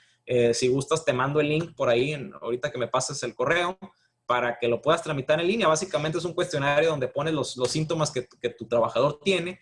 El Seguro Social determina, te otorga un permiso que juega las veces de incapacidad general para el trabajo, ¿no? Entonces, pudieras optar por eso, entiendo que el patrón no es quien debe buscar al sindicato. Es un derecho de los trabajadores, no una obligación, no una obligación del patrón. ¿Cómo evidencio que ellos deciden no organizarse? No, pues es que no puedes probar un hecho negativo, ¿no? Solamente pruebas hechos positivos. Pues tú como patrón, si no existe un sindicato, pues no existe, ¿no? O sea, no es un requisito al ser patrón que tengas un sindicato. O sea, si lo tienes, qué bueno. Si no lo tienes, pues qué bueno también, ¿no? Si no quieren tener sindicato los trabajadores, pues si no se han reunido, no han ejercido su libertad de asociación, pues no la han ejercido y es un derecho que tienen, ¿no? No se contraponen los contratos colectivos e individuales. No, Edgar, sí hemos cuidado mucho esa parte, ¿no? Los contratos individuales solamente van a aprobar la fecha de entrada, los principales requisitos que tiene que tener un contrato colectivo, un contrato individual de trabajo, perdón, para en caso de alguna demanda laboral, ustedes puedan tener las herramientas para defenderse de mejor manera, ¿no? Porque cuando los demandan en la propia junta local o en el tribunal laboral, en caso de que ya existan en su estado, pues es muy complicado defender con un simple contrato colectivo de trabajo. Les doy una herramienta mucho más útil el tener un contrato individual de trabajo también, ¿no? Eric Carmona Sosa, hacen mención que el trabajador es libre de elegir el sindicato. Nuestra empresa tiene la obligación de decirle al trabajador los sindicatos que existen o ellos pueden formular su propio sindicato. No, de hecho, la empresa no debe tener injerencia alguna, ¿no? en la materia sindical. Si ustedes le comunicas cuáles sindicatos son los que hay, pudiera la autoridad ver como alguna injerencia, ¿no? De parte de la autoridad, de parte del patrón, ¿no? Si ustedes no tienen un sindicato, seguramente les va a llegar o van a ejercer los propios trabajadores su derecho a ser sindicalizados, pero bueno, tienen que seguir un proceso ante la Junta Local de Conciliación donde les otorgan el registro y posteriormente se van a presentar a las oficinas administrativas de ustedes, pues demandando la firma de un contrato colectivo, ¿no? Ese es el proceso. Digo, te vas a enterar pues cuando quieran formar un sindicato, por así decirlo, ¿no? Dulce Denise Hernández dice, respecto a los contratos de trabajo con los jornaleros, ¿se pueden hacer de forma grupal por cuadrilla?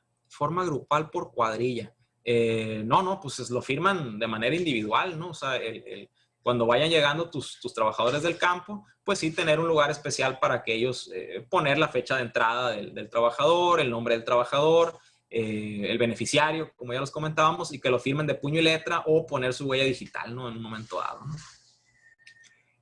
Francisco Espinosa, en el tema de los empaques te dan ciertos requisitos y uno de ellos es el siguiente: por nave no debe de tener más de 50 personas. pero sabemos que la operación de un empaque requiere más de 50 personas. Es correcto, Francisco, esta es una de las preguntas que se hizo al subsecretario del Trabajo en su momento, que era prácticamente pues imposible mantener una afluencia de trabajo de 50 trabajadores, y bueno, sí comentó que pudieran ser más, pero con todas las medidas de protección especial, su careta, sus gogles, su cubrebocas, y tener todas las medidas del protocolo para la entrada, ¿no? Desgraciadamente la ley es general, los acuerdos son generales y no es un traje a la medida para las empresas agrícolas, desgraciadamente, ¿no? Entonces, poco a poco vamos sacando criterios y cómo va a resolver la propia autoridad esto, ¿no? Sin embargo, es muy debatible, o sea, en el momento de una revisión, pues sí pudiera alegarte el propio inspector eso de los 50 trabajadores, sin embargo, ya veríamos de manera específica cómo presentar argumentos, pues, a esa revisión para subsanar ese tema, ¿no?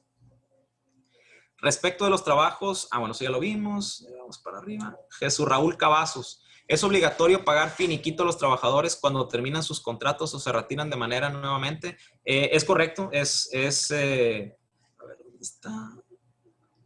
Aquí está. ¿Es obligatorio pagar finiquito? Es obligatorio pagar finiquito, sí. Tienes que tener un finiquito laboral. Si no lo tienes, pues también lo agrego a los documentos que se les van a enviar. En el finiquito vas a ver el aguinaldo proporcional, las vacaciones, la prima vacacional y cualquier salario que se le deba al trabajador, pues ahí va a venir. Pero sí es muy importante para ti, para protegerte también, ¿no? En caso de una demanda laboral, que el trabajador te diga, pues es que a mí nunca me pagaron el finiquito. ¿Y cómo lo vas a probar, no? O sea, se te complicaría bastante si no tienes un documento firmado por el trabajador, ¿no? Respecto a esta pregunta, si el empleado renuncia a sus labores, ¿la antigüedad termina aunque regrese nuevamente? Sí, ahí básicamente lo que marca la reforma es que se vayan acumulando. O sea, si trabajó 2 meses, bueno, que esos 2 meses se vayan acumulando para que formen antigüedad. Pues es una prerrogativa que da el propio legislativo, porque precisamente el jornalero pues nunca acumulaba antigüedad, porque la actividad pues así es, no es eventual. O sea, dura 6 meses, se termina, empieza el otro año otros 6 meses y así. Entonces el trabajador nunca generaba antigüedad realmente, ¿no? Entonces, ¿qué hace la autoridad laboral? O el legislativo en este caso, pues reforma la ley para que el trabajador tenga vigilado ese derecho laboral y sí acumule la antigüedad, ¿no?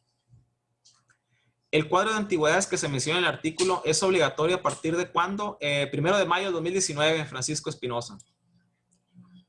Moisés Román García Valderrama, pariente. Respecto a esta pregunta, si el empleado... bueno, eso ya lo había contestado. El reglamento interno, ¿cada cuánto se tiene que renovar? Se renueva lo ideal es cuando hay algunos cambios sustanciales dentro de la empresa, lo debes de cambiar. No, la ley no te manifiesta cuánto dura o si tiene caducidad, pero si hay, por ejemplo, muchas veces los trabajadores que formaban parte de la comisión, pues ya no están, ¿no? Entonces sí habría que renovar el reglamento interior de trabajo, pero no pierde validez. Ahora, los trabajadores nuevos que ingresen a laborar a tu empresa, pues sí debes de tener un escrito en donde diga que se apegan al contenido del reglamento interior de trabajo, ¿no? Para que ese reglamento les sea aplicable a ellos también, ¿no? Jorge Romero, Gustavo, tema COVID. Cuando aislamos a una persona sospechosa de estar infectada, pero aún no sabemos si lo está, ¿el patrón debe pagar su sueldo al 100% en lo que se confirma la posible infección? Pues sí, desgraciadamente, Jorge, la única manera de probar que una persona está infectada, pues, o de pagar al 100%, o de no pagar este 100% del sueldo, pues es que obtengas una incapacidad del Seguro Social, ¿no? La otra es, pues, que tú, de tu bolsillo, le hagas la prueba del COVID, determines que es positivo, entonces sí te presentes al Seguro Social para obtener las incapacidades y así, pues, ya evitar el pago a este trabajador, ¿no? Miguel Ángel Torres, esta es una pregunta muy común. ¿Existe algún riesgo de cierre de la empresa si hay un brote de COVID-19? Sí, claro, porque al principio se van a presentar los trabajadores al Seguro Social a ver la cuestión de las incapacidades. Si hay un número muy alto de casos, se le va a dar vista a la Secretaría del Trabajo y Previsión Social. Te van a hacer una visita. Si la Secretaría del Trabajo ve que existen condiciones, dígase pues que no tienes los protocolos de higiene y limpieza para disminuir este contagio que se está dando, le puede dar vista a Protección Civil y a la propia COFEPRIS, y ahí sí te pudieran clausurar el lugar. Pero bueno, esto es un proceso y sería un caso crítico donde no tuvieras ninguna restricción de acceso ni tuvieras ningún cuidado dentro de la propia empresa, pero sí sí, sí, claro, cualquier empresa, si es un riesgo sanitario, te la pueden clausurar, ¿no? Cuauhtémoc Gerardo González Vega, en el caso de las empresas que no se manejan por temporadas, es decir, trabajamos el producto durante todo el año, la antigüedad de los trabajadores que se van por su voluntad y regresan semanas o meses después, ¿no aplicaría los listados que comentas? Pues no, la ley te marca trabajadores eventuales o trabajadores estacionales del campo, ¿no? Pero si son trabajadores permanentes tuyos, pues no aplicaría en ese caso. No estarías obligado a llevar ese padrón, pues solamente de los jornaleros, ¿no? Edgar Leal, el rancho está en Coahuila, la gente la traigo de Hidalgo. Suponiendo que están en color diferente esos dos estados, ¿a cuál le hago caso? No, pues ¿dónde es la operación, Edgar? Si tu operación está en Coahuila, bueno, pues tú tienes que ver el semáforo en Coahuila cómo está, ¿no? Porque ahí está el centro de trabajo, ¿no? ¿Qué pasa con los mayores de 60 años? ¿Siguen igual sin poder laboral? Como ya te comenté, José Hugo, depende de cada estado, ¿no? Si tu estado está en naranja, todos los vulnerables ya pueden trabajar con las medidas de seguridad que les comenté, pero sí tienen que tener un horario escalonado, marca la autoridad. Digamos, hay unas agrícolas que optaron por trabajar lunes, miércoles y viernes con esos trabajadores. Otros que sí trabajan todos los días, sin embargo, tienen pues un lugar separado para ellos o que no tengan contacto directo con el personal, y el horario de entrada y salida pues es diferenciado, ¿no? Precisamente para evitar congestionamientos y que pudieran contagiarse, ¿no? Jorge Romero, hablando del tema de las personas a las que enviamos al IMSS, ¿qué pasa si no emiten incapacidad y tienen síntomas y la empresa define seguir teniéndolo aislado? ¿El patrón debe pagar el sueldo de los días que permanezca aislado? Sí, Jorge, la única manera de eximirte del pago del salario es con la incapacidad del Seguro Social. Tú pudieras pactar con el trabajador algún convenio para la cuestión del pago, pero bueno, ya eso es muy, muy personal y de decisión de cada empresa, ¿no? Pero sí, o sea, si ustedes llevan una prueba positiva del COVID al Seguro Social, pues no pudiera negarte una incapacidad, ¿no? En un momento dado, pero como les comento, cada delegación es un criterio. Si gustan la documentación pues que les otorgue o la respuesta que les dé el Seguro Social, pues me la hacen llegar a mi correo y con todo gusto los apoyo, ¿no? En algún escrito o algún oficio que se tenga que presentar, ¿no? Edgar Leal, los contratos individuales y colectivos deben estar firmados en cada hoja, solo al final. Pues solo al final, es una sola hoja, ¿no? La del contrato individual que les envío el formato. Solo al final, si ya por tamaño de la letra se te hacen 2 hojas, pues en cada hoja, ¿no? Es lo conveniente, cualquier contrato, ¿no? Que lo firmes en cada hoja, ¿no? Iliana Guadalupe García Ramos, ¿a partir de qué fecha vamos a tomar en cuenta las antigüedades? ¿A partir de la nueva legislación? O, por ejemplo, tengo un trabajador que ya ha regresado 7 años por temporada, ¿se tomaría desde su primera alta? Pues la ley, mira, la reforma viene del 1 de mayo del 2019, cumple desde el 1 de mayo del 2019, ¿no? Si te quieres ir para atrás a otorgarle esas antigüedades al trabajador, ya es muy decisión personal, pero legalmente y estrictamente hablando, pues la autoridad te va a revisar el 1 de mayo del 2019 para adelante, ¿no? Edgar Leal, ¿basta con la firma del finiquito o se recomienda también la huella en los contratos? Las dos. Si se puede, las dos. Si no, pues la firma, ¿no? ¿Por qué? Porque el trabajador al momento del despido o que te alegue alguna cuestión laboral, pues te va a decir que la firma no es de él, ¿no? Eso es lo primero, ¿no?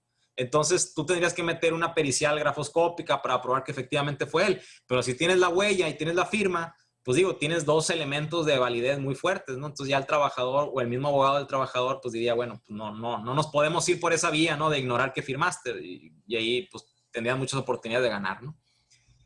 Margarito Méndez, ¿es obligatorio el contrato a todo el personal de la empresa, campo empaque, trabajadores de confianza?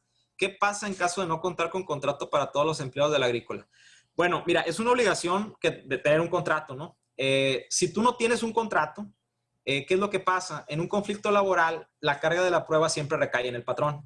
Y tú tendrías que probar cuánto le pagabas, cuándo entró a trabajar, que no trabajaba horas extras. Y por conocimiento personal y experiencia personal, lo primero que te va a pedir el trabajador, si conoce que no tiene un contrato, lo primero te va a decir que ganaba 1,000 pesos diarios, 2,000 pesos diarios, te va a decir que trabajaba 20 horas diarias, te va a decir que entró en una fecha que no es cierto. Entonces, si tú no puedes probar eso, el tribunal no te va a creer, pues no te va a dar la razón, ¿no? Entonces, si tú tienes un contrato laboral, pruebas 3 cosas, ¿no? Pruebas cuándo entró el trabajador a laborar, hay una fecha cierta.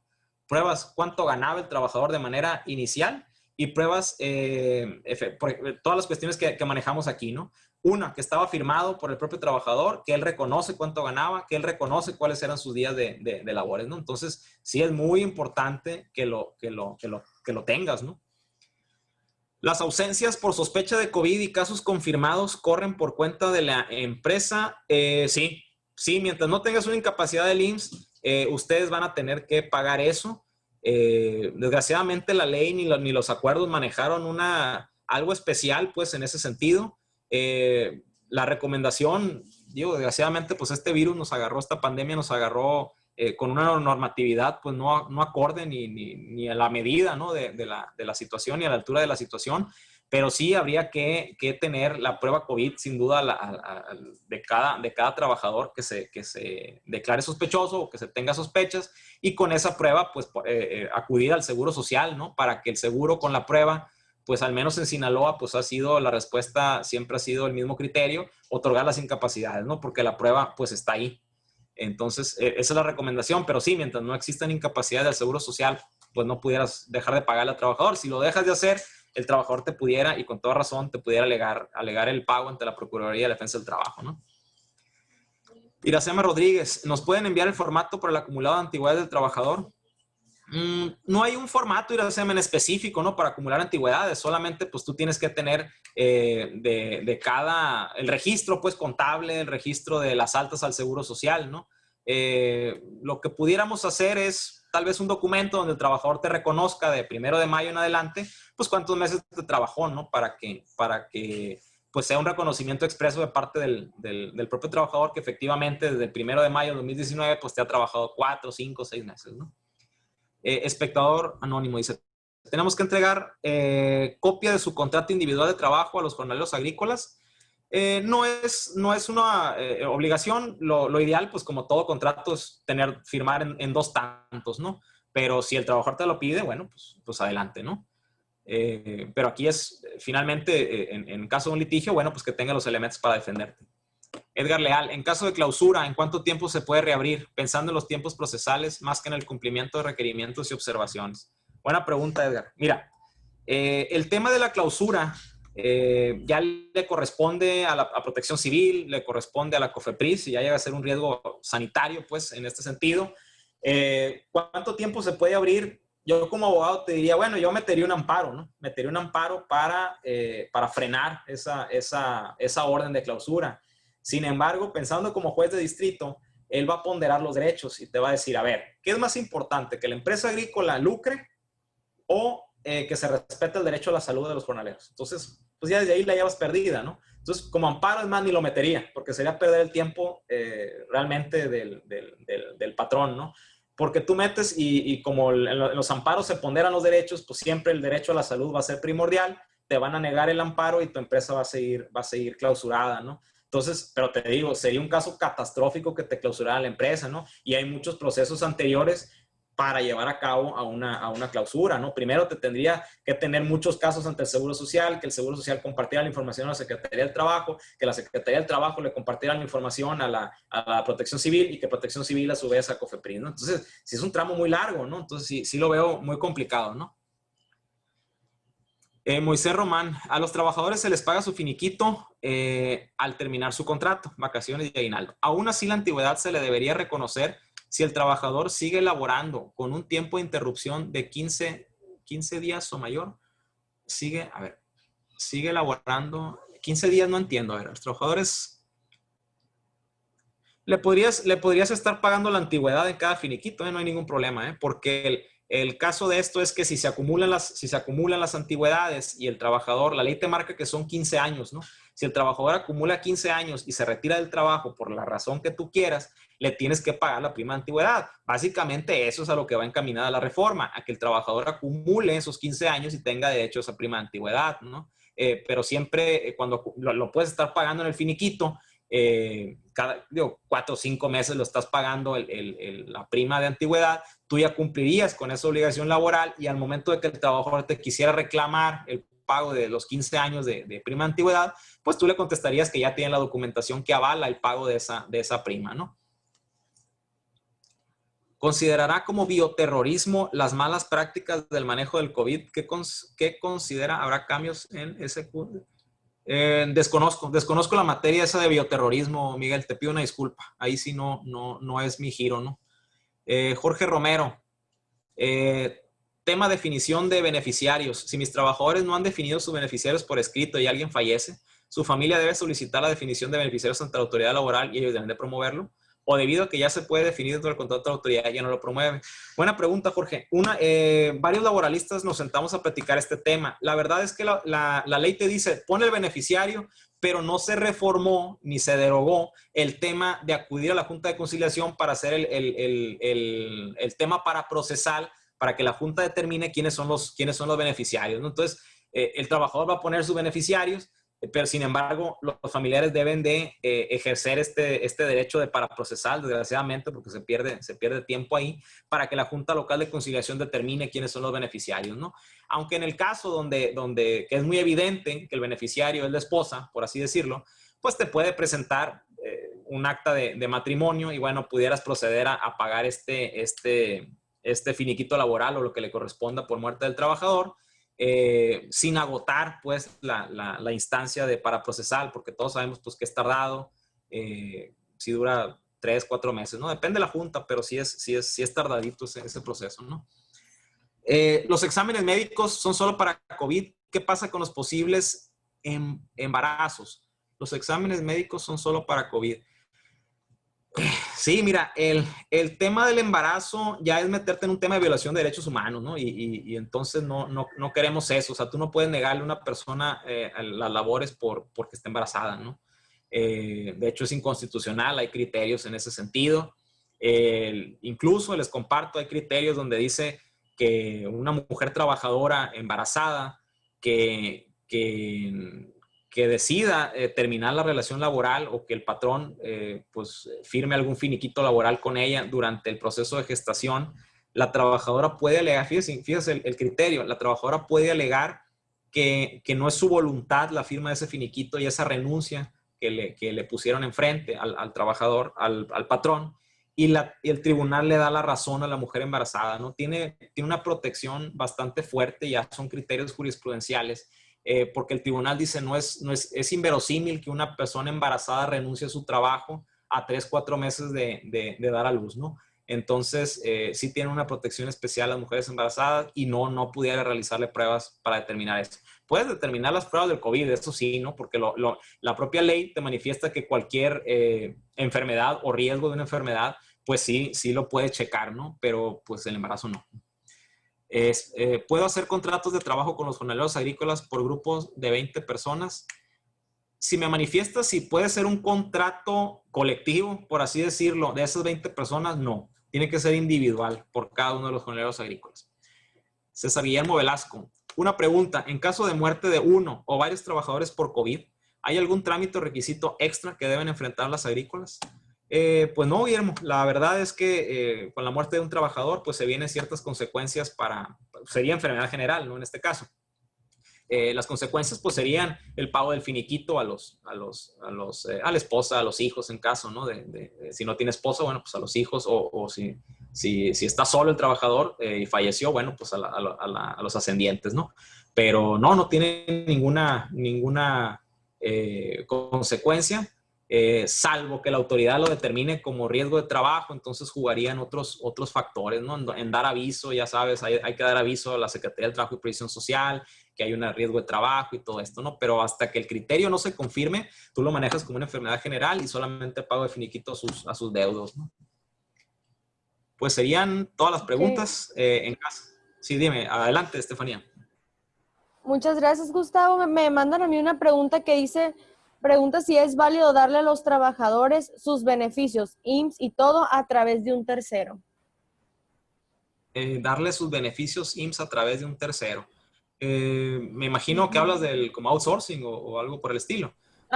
Si hablamos de outsourcing o una prestadora de servicios, pues el patrón no eres tú, ¿no? Realmente el patrón real para efectos del Seguro Social, Infonavit, temas laborales, pues es el outsourcing, ¿no? El outsourcing es la que debe de estar al pendiente de pagar todas las cuotas obrero-patronales, pagar el salario. y tú estás ajeno pues a esa situación. Sin embargo, tú eres obligado solidario de esa outsourcing. Si la outsourcing, digamos, que deja de pagar cuotas de obrero patronales, si deja de pagar el salario, pues tú como la persona que recibe o la empresa que recibe el trabajo de la persona, pues eres obligado solidario y tendrías que pagarlo, ¿no? Entonces, si manejas outsourcing, mucho ojo, tienes que estar muy al pendiente de qué está haciendo tu prestadora de servicios y si está cumpliendo efectivamente con todo lo que marca la ley, porque en caso de un problema, crédito fiscal o alguna sanción laboral, pues primero se van con la outsourcing. Si la outsourcing no tiene recursos, pues se van a ir contigo, ¿no? Eres obligado solidario y pues sí, estarías obligado al pago, ¿no? A ver, me llegaron otras. Perfecto, gracias. Gustavo, si vamos a compartir las diapositivas, ¿verdad? ¿O? Sí, claro, si gustan, se las comparto, no hay ningún problema. Sí. Perfecto. Hay otra pregunta aquí de Jorge Romero. Dice, con respecto a la eventualidad de los trabajadores en nuestra empresa, la eventualidad es contractual y la que permite la ley 6 meses y después, aunque acabe el ciclo del cultivo, el personal adquiere contrato por tiempo indeterminado. ¿Es esta práctica correcta? Sí, mira, la ley te marca 27 semanas, ¿no? Pero en la práctica sabemos que pues eso muchas veces no se da, ¿no? El trabajador continúa laborando por más tiempo. Si somos estrictamente, apegados a la ley, legistas, pues sí, tu trabajador se convierte en trabajador de planta para todos los efectos legales, ¿no? Esto pues ha sido evitable, la ley no ha cambiado ni ha considerado en específico al jornalero del campo o ha hecho un traje a la medida para él, ¿no? Entonces, seguimos aplicando contratos estacionales, pues por así decirlo, por temporada agrícola. Sin embargo, si pasa el plazo, pues sí, tendrían derecho, estrictamente hablando, a ser trabajadores de planta, ¿no? Eso sí, ¿no? Tengo otra pregunta aquí de Iracema Rodríguez. Sí. ¿Puedes tener dado de alta a todos los trabajadores con una prestadora de servicio? En auditoría dijeron que no se podía, pero no supieron decir qué porcentaje de personal debe estar contratado bajo la razón social del agrícola. ¿Sabes algo al respecto? Nos dijeron que checáramos el artículo 15. Sí, mira, es que la Ley Federal del Trabajo te maneja que tú solamente puedes recurrir al outsourcing por trabajos que no son indispensables para tu labor. Y pues el jornalero del campo, evidentemente, pues juega una pieza indispensable. El outsourcing fue creado indispensablemente para cuestiones que no repercutían directamente en tu empresa, dígase las cuestiones de limpieza, por así decirlo, es el ejemplo típico, el de seguridad, por ejemplo, es otro ejemplo típico. Eso nunca te lo cuestionan. O sea, llega el seguro y te dice, bueno, tengo contrato de outsourcing del personal de limpieza y personal de seguridad, no hay ningún problema. Pero si me dices, oye, tengo el outsourcing de todo el personal de aquí, te dice, oye, pues espérame, ¿no? O sea, no es posible que tengas la mano de obra destinada completamente a un outsourcing, ¿no? No es ilegal, por así decirlo, pero sí, sí le va a causar mucho ruido, pues, a la propia certificadora. Si quieres, aquí Iracema, porque creo que ya tienes, pues, esta auditoría en camino. Si quieres, mándame la pregunta y te mando el fundamento legal para que puedas subsanar esa auditoría. No es ilegal, te comento, pero sí les va a causar mucho ruido que, pues, llegues y ¿cuántos trabajadores tiene la agrícola? No, pues 2, te va a decir, no, pues, suena extraño, pues por eso la certificadora o la auditoría te está poniendo esos lineamientos. Pero bueno, mándame el correo y con todo gusto te ayudo a fundamentarlo, ¿eh? No sé si tienes otra pregunta, Estefanía, por ahí o son las únicas que tengo por acá. Hay 2 más aquí en el chat, algunas que se repetían, pero esta dice Aida Flores, la empresa y sus trabajadores desde hace tiempo tiene registrado un sindicato ante la autoridad. Con estos cambios del TEMEC, ¿necesitamos volver a convocar los empleados para nuevamente elegir o confirmar que es de su elección ese sindicato? Sí, ocupas hacer un proceso, por ejemplo, cuando vas a revisar el contrato colectivo, las cláusulas de revisión y todo esto, o el propio tabulador de salarios, ahí sí le tienes que dar vista, tienes que convocar al propio sindicato, al personal de tu campo, pues para que vean las nuevas cláusulas que se van a manejar. El nuevo tabulador, pues lo tienen que votar ellos, ¿no? O sea, ahora es voto directo, libre y secreto ahí de parte del trabajador de cualquier cuestión sindical. Cuando el sindicato vaya a cambiar de líderes, el sindicato tiene que hacer una convocatoria para que los trabajadores puedan votar y elegir a sus líderes, ¿no? O sea, sí vas a tener que permitirle a ese sindicato pues darle todas las facilidades, ¿no? Publicar la convocatoria en los lugares de mayor afluencia del trabajo, pues digo, dejar que los trabajadores voten en el horario que marque esa convocatoria, no tener ninguna injerencia, ¿no? Para que puedas cumplir con lo del TEMEC, ¿no? Pero sí tiene ciertas obligaciones ahí sindicales, ¿no? Que se vinieron con la reforma y con el TEMEC, claro. ¿Alguna otra pregunta? Ok, perfecto. Hay unas últimas dos. A ver.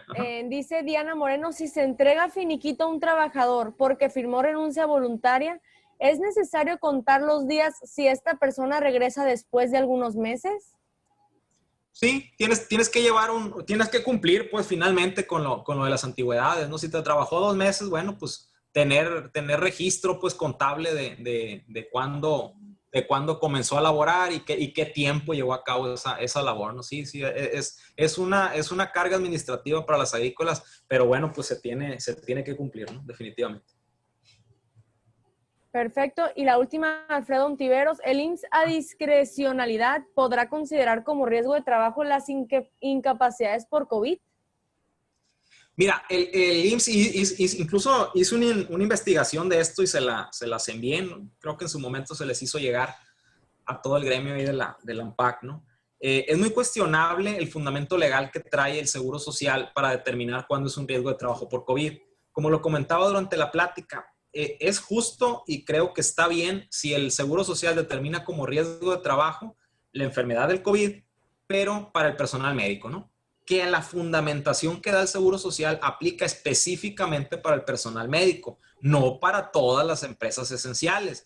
Y sin embargo, aplicó el criterio para todos, ¿no? Entonces, ahí es donde considero que hay un error de parte del instituto en meter a todas las empresas esenciales como un riesgo de trabajo en caso de enfermedad de COVID, porque es muy claro que un doctor o una enfermera, pues por la línea de su trabajo, pues están expuestos completamente y de manera diaria y recurrente, pues a una enfermedad del COVID-19. Sin embargo, ¿cómo determinas que un jornalero del campo, por trabajar en el campo agrícola, adquirió esa enfermedad? La causa y efecto no la va a poder probar el seguro, pero bueno, finalmente es una autoridad y ellos tienen la posibilidad de tener ese criterio, el cual pues es muy debatible y sin embargo, si ese criterio se da, bueno, sería cuestión para irnos a un tribunal, ¿no? A alegar lo contrario, ¿no?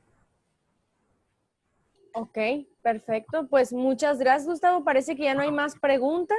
Excelente. No sé si gustes agregar algo más. Estuvo excelente. Tuvimos pues más de 50 preguntas que respondimos ahorita mismo. Los formatos que ha comentado Gustavo, que anteriormente les hemos hecho llegar, se quedan en la página de ANPAC, www.anpac.org.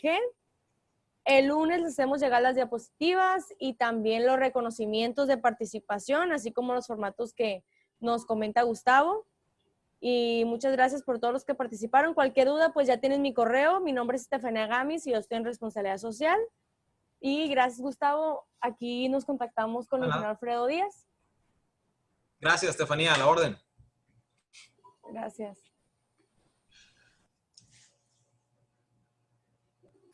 Ingeniero, creo que está sin sonido el micrófono. Ahí está. Decía que muchísimas gracias a Gustavo.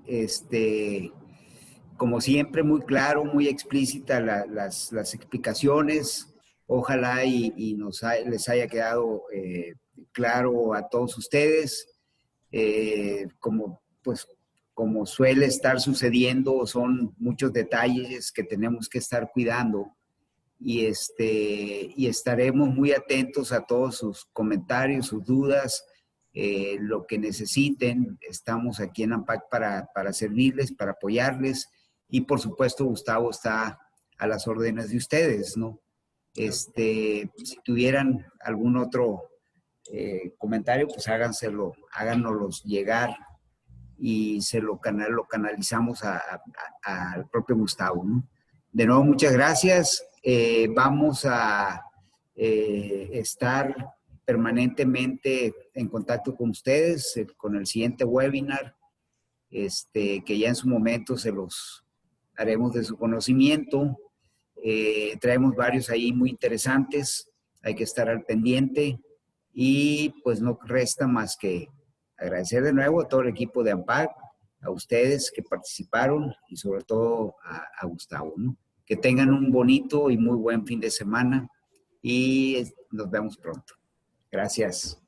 Muy bien. Muchas gracias a todos. Adiós a Gracias, todos. Gustavo. Muchas Gracias, gracias. ingeniero. Bye. A la